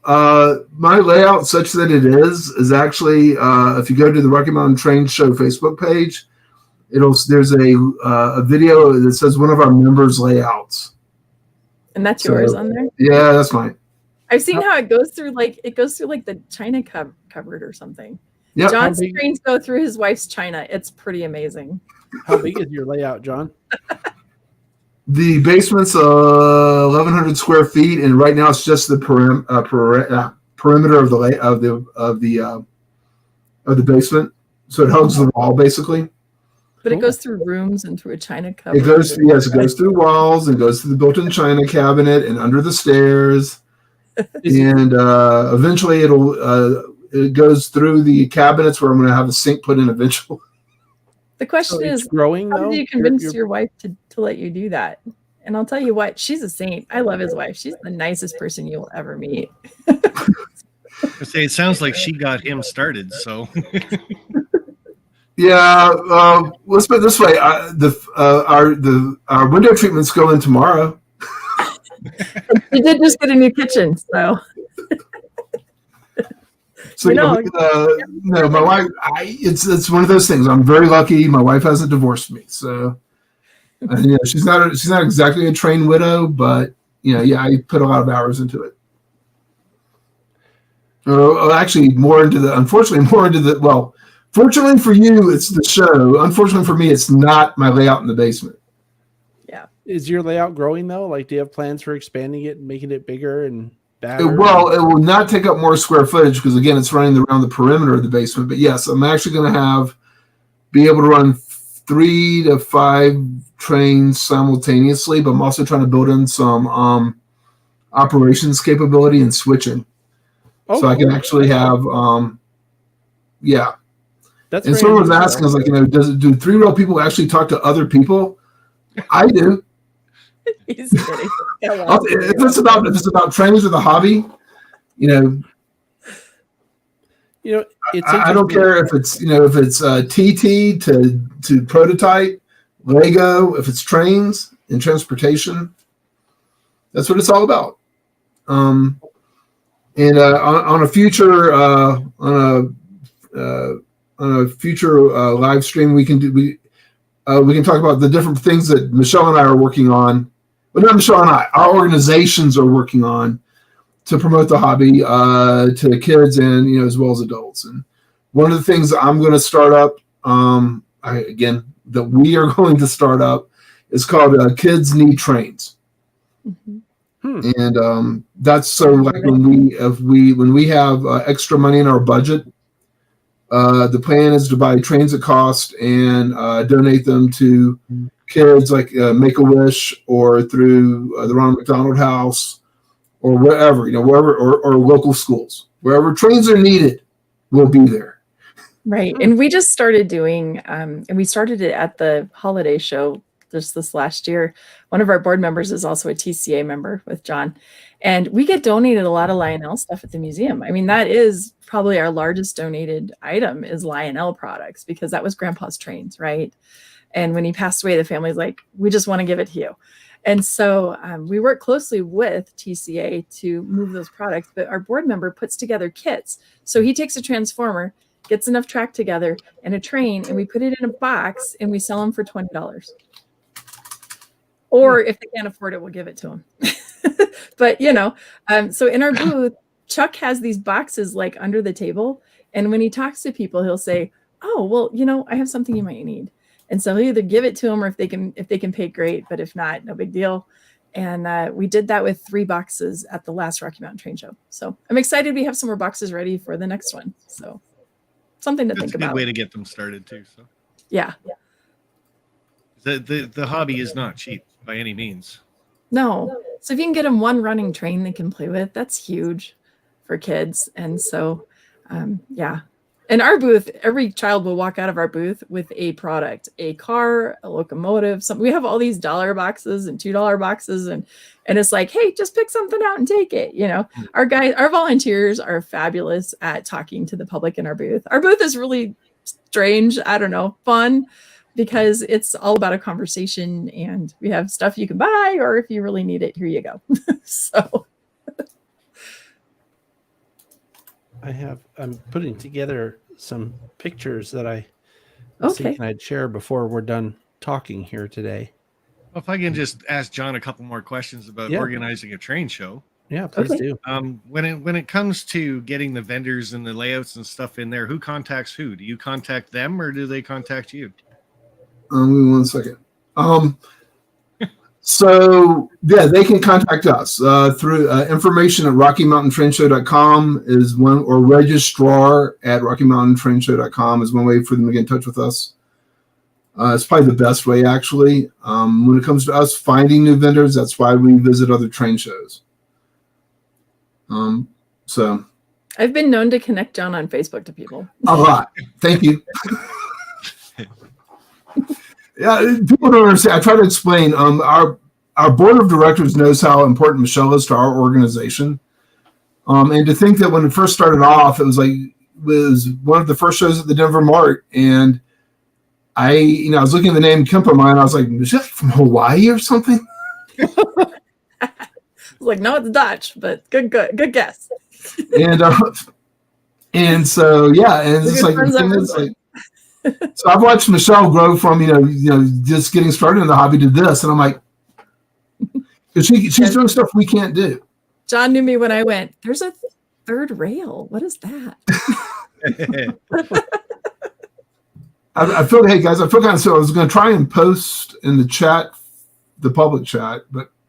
Oh, yeah, it's limited. You probably can't post links, here. but if you send it to me privately here, okay, check if you did. So that what I just seen was a link to the Ronald McDonald House layout,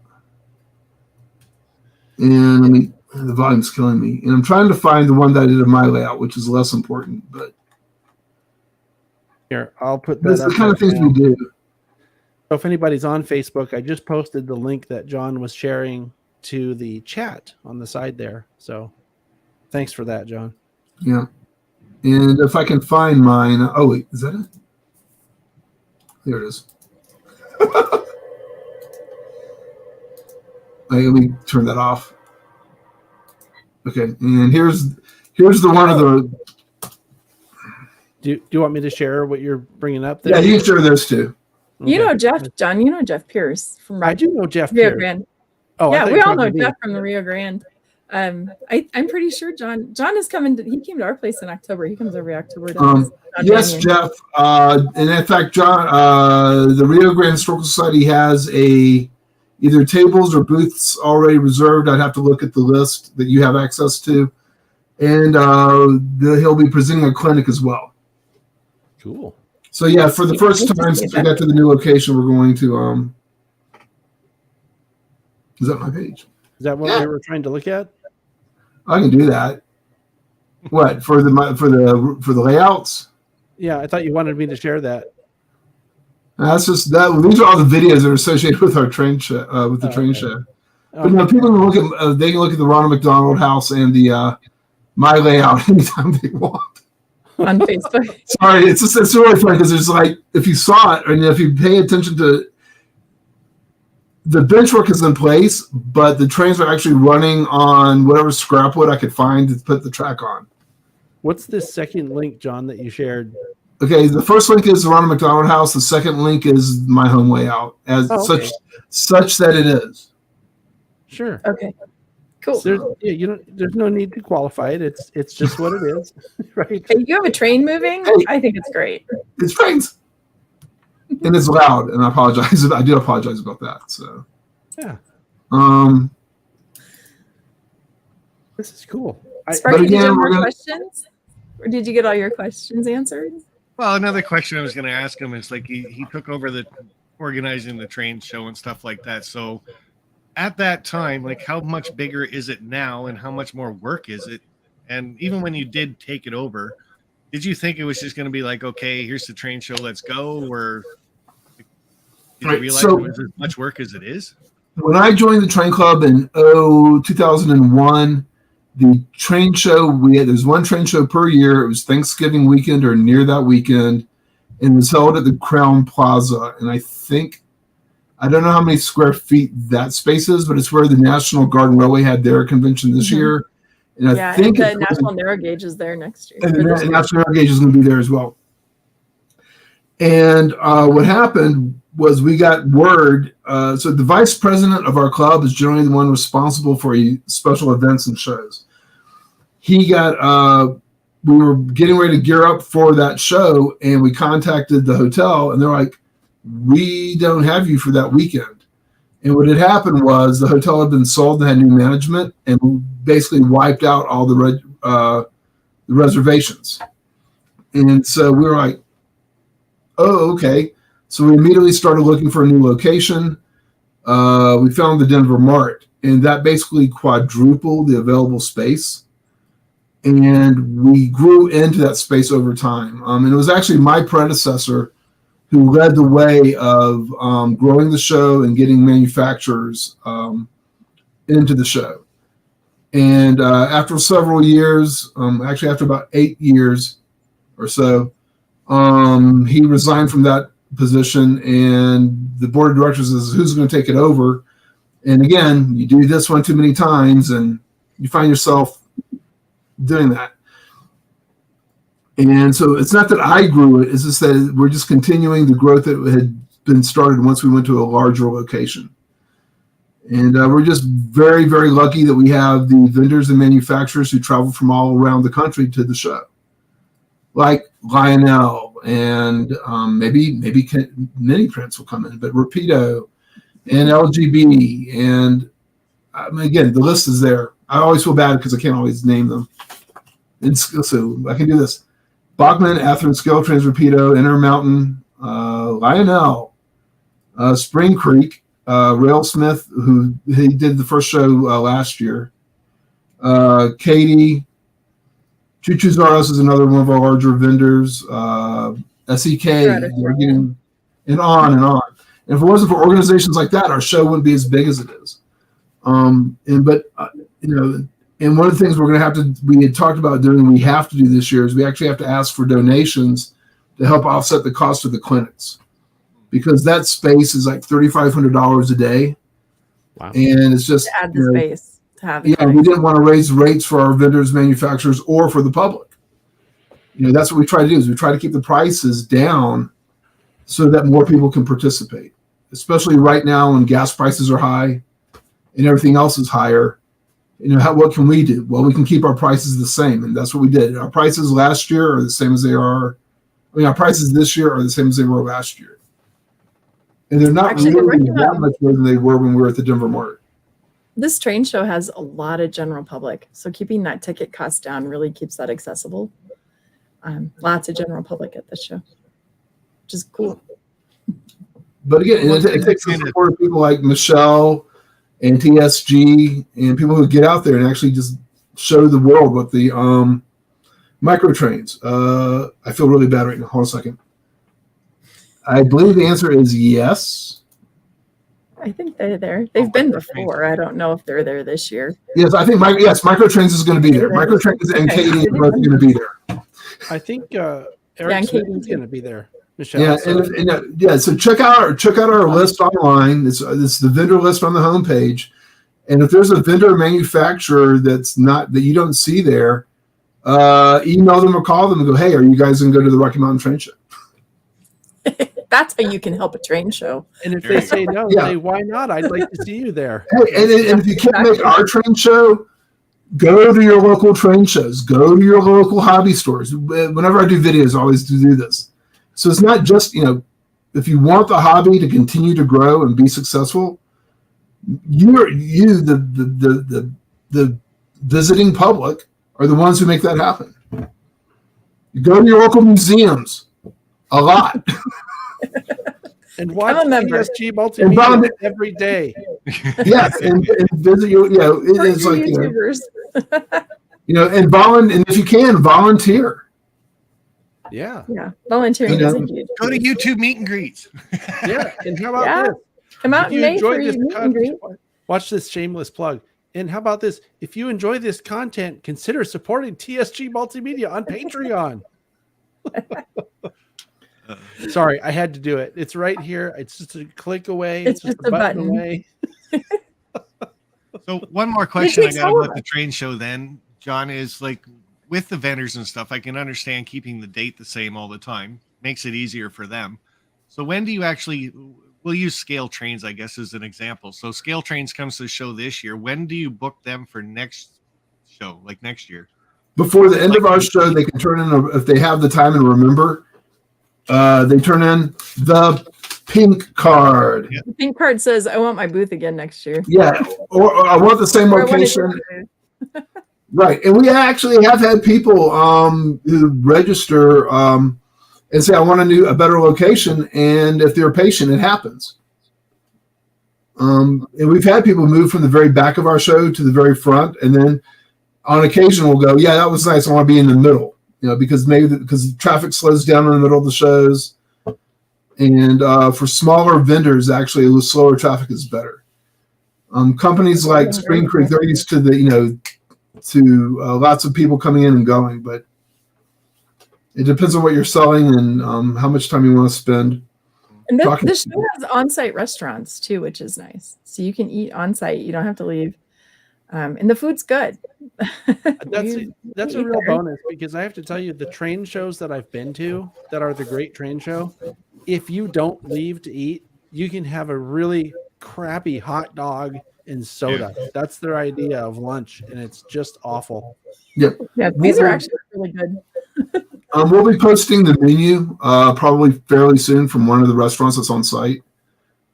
Well, actually, I should say one of the concessions, but it's actually it's a restaurant. It's actually a sit-down restaurant, though. Oh, well, so it depends on the size. It all depends on the crowd, and they're trying, the larger the crowd, the more concessions open up.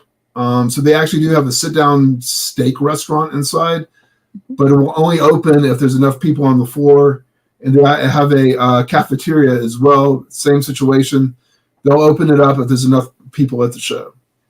Hey, maybe we should do There's also refreshments of different sorts available at 2 locations in the show. Maybe we should do a live stream of lunch. Because I'm serious. I'm serious. The trade shows I've been to, the lunch is terrible. Right across from the Colorado Model Railroad Museum booth is the steak restaurant. Just so you know. Wow. Those white spaces that you saw on his map are mostly the restaurants. And then there's the one corner where UP Steam has their presentations. So it's pretty cool. There's 1, 2. I'm looking at the map right now. The steak restaurant, concessions, 1, 2, 3. I think there's like 4 areas where they sell hot food. And there's at least 1 or 2 bars that I know of that are on site. Do they have donuts? No, but they have no, they make those almonds that you can smell that smell so good. You know, I'm talking about those like candied nuts stuff, and there's a whole booth for that. Sounds like BYOD. That's bring your own donut. Yeah, no, they have waffle. What do you call them? What, a Waffle House? I don't know. I bring my own donuts. John, no, what do you call it? You get it at the fair. Funnel cake.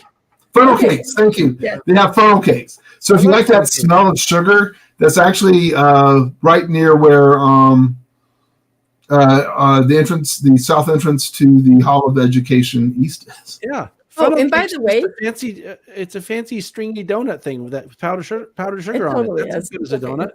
It's a stringy. You'll gain weight walking by it. The other thing about this show is all the rail fanning around it. There's rail yards like right next to the show, like, and the 38th Avenue Bridge, John. Remember the BNSF yard? Oh yeah. Well, so that one is like 5 minutes away. It's like right there. So. Well, actually, we were going to try and do a rail fanning platform. Yeah. And the problem we have to have enough volunteers to sit by that door to let people out and look at it's the BNSF yard. You can see from the back of the from the show. Pretty exciting. The roads are straightened out Mexican Cinna donuts. True. And I'm hoping we can get our guest speaker back, Michelle. Yeah. I already sent another this might be a better conversation for off air or stream or whatever you call this. But I wonder if it would be worth it to try to cover whatever UP thing that they're going to do a talk on, if they're willing to do that, to have it covered. He'll do it twice, John. So you could probably do that because he does one on Saturday and Sunday. Might be worth it to maybe set up a few cameras out there. I have enough juice in these things to run without power, just as long John, as actually, TCA usually records it, and you can find the past ones on YouTube. Oh, if it's being recorded already, then actually, our guy, the secretary of our club, is moving away, and we're going to need somebody to record it. So it might not be recorded, John. Yeah. Well, we might be able to record it. I guess we'll talk about that later off the air because it can be done. So.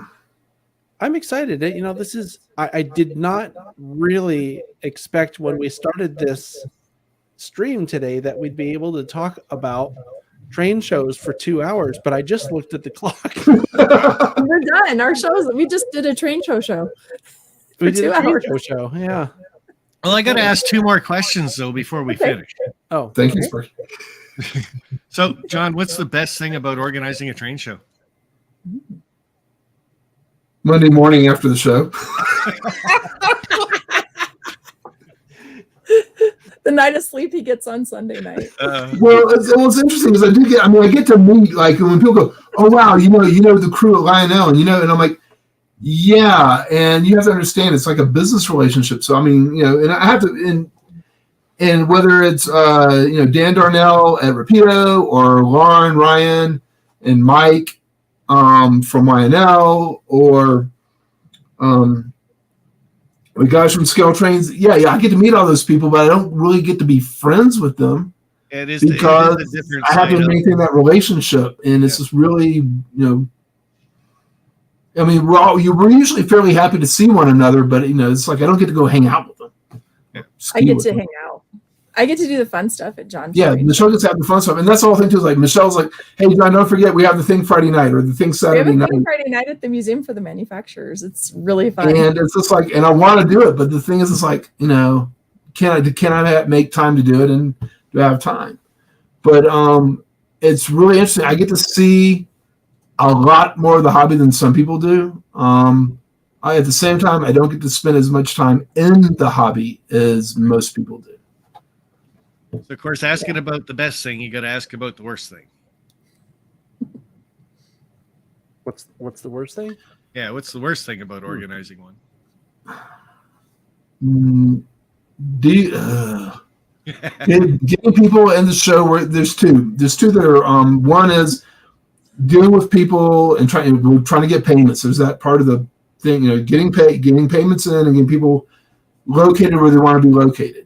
That's why it was like really easy for me to figure out Mini Bernard, because he's not selling, he's doing his thing. So I know that I don't have to put him in trying to find a high traffic place for him to be, even though it's going to be. But when people go, well, where's somewhere I'll get really good foot traffic? And I hate to tell them, it's like, it's not so much about how much foot traffic you're going to get, it's you as a salesperson. Because we have vendors who are on back walls behind everybody else who do really well because they know how to do what they do. And so you don't have to be at the front of the show to have the best business. And some people are like, put us wherever because people will find us. I thought you were going to. I thought your answer was going to be the first year we have this drive-in train show and people would leave their cars parked. Well, that would be what's the worst part? No, it's not. Well, I was thinking about shows in general, but yeah, last year when people went turn off their engines and it was during loadout on Sunday night, and there was a slowly but surely the facility started. We had to open up the doors and get the fans going. Jeez. So yeah, that was not pleasant. But not to be morbid, but I think the worst part about doing what I do is a lot of times I'm the first contact when someone passes away, or even worse, I send out the information and then I get a thing back going, Dad passed away and won't be able to sell your show. Yeah, that's sad. That's a bummer. And and that's. And I think it's more, and I think it affects our industry or our hobby more than other things, because it is a very personal thing. It's very personal. Most of our vendors are individuals. We're very relationship based in this hobby. Yeah, it's not like it's not like Microsoft or something like that. Right. Yeah. We all know each other. Yeah, we all know each other. That's one of the interesting things that I've come to realize over the past, 15 years. Getting into the community because of what I do here is how many people do all know each other. And I mean, it's one of those kind of a weird thing because of what I do, I have to really get along with everybody and be nice to everybody and pleasant or whatever. Not that I'm unpleasant usually, except on some chasing train trips, but that's only when, there's traffic or something. But, it's really interesting because I get along with everybody. I'll say something really nice about someone in mixed company, and other people are like, "Oh," almost like, "Oh, do you like that person?" I'm like, I like everybody, so it's kind of hard to not, Do you know what I mean? I like everybody. You're talking, you're like, "Oh, I love John. He's a great guy," and people are just kind of, Oh, okay. Well, that is one thing that happens to both John Garberg and I is that we play fair with everybody. Like all the manufacturers are equal with me. We're a model railroad museum here to support the hobby, right? And so we will support all of you. And some of them give back to us, and that's wonderful. But that doesn't mean that we wouldn't support all of them. John's the same way with the train show, you know. And John Abaticola having a YouTube channel, you know, I'm not saying that we can't not like people, but we just try to always be kind and always like people. You know, it's one of the really sort of funny things that happens to me sometimes is I'll hear about like your layout, John. When you started talking about it, I'm like, oh, that sounds like it would make a neat video. Well, people who are into scale modeling, you know, prototype stuff and trying to make it all accurate and all that thing. A lot of those people kind of look down on toy trains. They shouldn't, but they do, because, you know, what they're doing, they think is really pure. They're going for the prototype, you know, whatever. I don't know what their thing is, but I'll have a conversation with someone like you who's in the toy trains and tell them, oh, that sounds like it would be a really cool video to make. And they're like, yeah, but you know, it's not like these things that you do videos about. It's not, we don't do operations. We just run it around or whatever. And it's like, that's still interesting. And frankly, that's still something that younger viewers especially will watch and really get into as, you know, a way to get into trains of some sort, you know, whether it's they end up in model trains or toy trains, it doesn't matter. Right. But the interest is stoked that way. And I think a lot of kind of don't get that. You know, kind of like the place where you have a club and kids come in and the grumpy old guy at the club is like, get those damn kids away from my trains. It's like, no. Well, that was at the museum. Got too many damn kids in this building. You know what I'm saying? Hand them a throttle, and instead of shooing them away, show them, would you like to blow the horn? You can turn on the bell by pushing this button here. Try it. I mean, they're not going to break anything because it's on a track. I mean, whether they're trying to do. Well, there's a Lionel HON whatever. It's a train, and it's awesome. It doesn't matter what scale or brand or anything. They're getting to operate a train. Right. I say they won't break anything, but I have to qualify that statement because our friend here in the lower right corner of the screen went to a garden railroad with me. They put a throttle in his hand. He promptly ran into a water tank somehow. I don't know what he was drunk operators or something. I think he's trying to ask Michelle if we could just spend the whole night at the museum. Well, the caboose is haunted if you want to sleep in it. We offer that sometimes. So we have the doors tied open for a reason because they like to close. So, yeah, we're going to do some operating. If the cabooses are rocking, don't come a knocking. But it's not a bobber, so I guess you know. It's really nice. It's not in a bad way, but you're going to be sleeping with Frank, just so you know. Frank's in the caboose. He haunts it. He's our ghost. I love him to pieces. I tell him good night every time I leave the building. So good karma. There you go. Yeah, but the question is, does he talk back? Because then that would be a little spooky. Honestly, he doesn't like Christmas music. He's turned the sound system off on us twice at Christmas. I think I'd get along with him just fine because I can't stand. I'm like, Frank, come on! I love this song. I'm gonna turn it back on. All right. Well, you know, as usual, the end comes too soon, and I'm looking, and this is like the highest amount of viewers that we've had during the stream too. It always happens, you know, you start peaking when it's time to stop talking. But I do want to thank everyone it was kind of a panel discussion in a way, wasn't it? So thank you guys all for being here. And I also want to invite everyone who's sitting here on the screen to hang around till after the credits, and we can talk about some of the stuff that I said we should talk about off camera if you have time. And I, at the same time, want to thank everybody for watching, and also all of our moderators who've been reposting the links and keeping the chat kind of on track. So thank you all very much. And Michelle, thank you too for hanging out hanging out once again. I mean, we do this once a month. It's the only time we get to hang around and catch up. Yep. I was telling John Garberg, I said, don't be stressed about this show. We just hang out. Oh, were you stressed, John? I'm sorry. Well, no, you and I both were talking about it. Sometimes it's more fun to be behind the camera than in front of it. Yeah. Uh-huh. Well, I think, though, we're talking about something that you're obviously passionate about. Everybody here on this screen is passionate about promoting the hobby. So it's good. Half the time when we have any kind of a guest come on this show, and I tell them we're just having a conversation. There's no interrogations or hard questions. We're just talking. It's just friends talking about something they like. And thanks, everybody, for watching. Yeah, we're talking trains, right? Talking trains.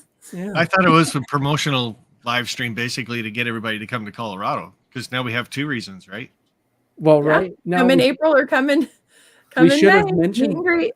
Yeah, we should have mentioned the meet and greet. I mean, we still have a few more months. I think we'll ramp up having talks about the meet and greet as that For sure. draws. We chose closer. May for meet and greet because of the things that go on in May. And I wanted to have a cookout in my yard, and it's too cold in April, but we can do it in May. So sorry, guys. A little bit selfish on Michelle's part.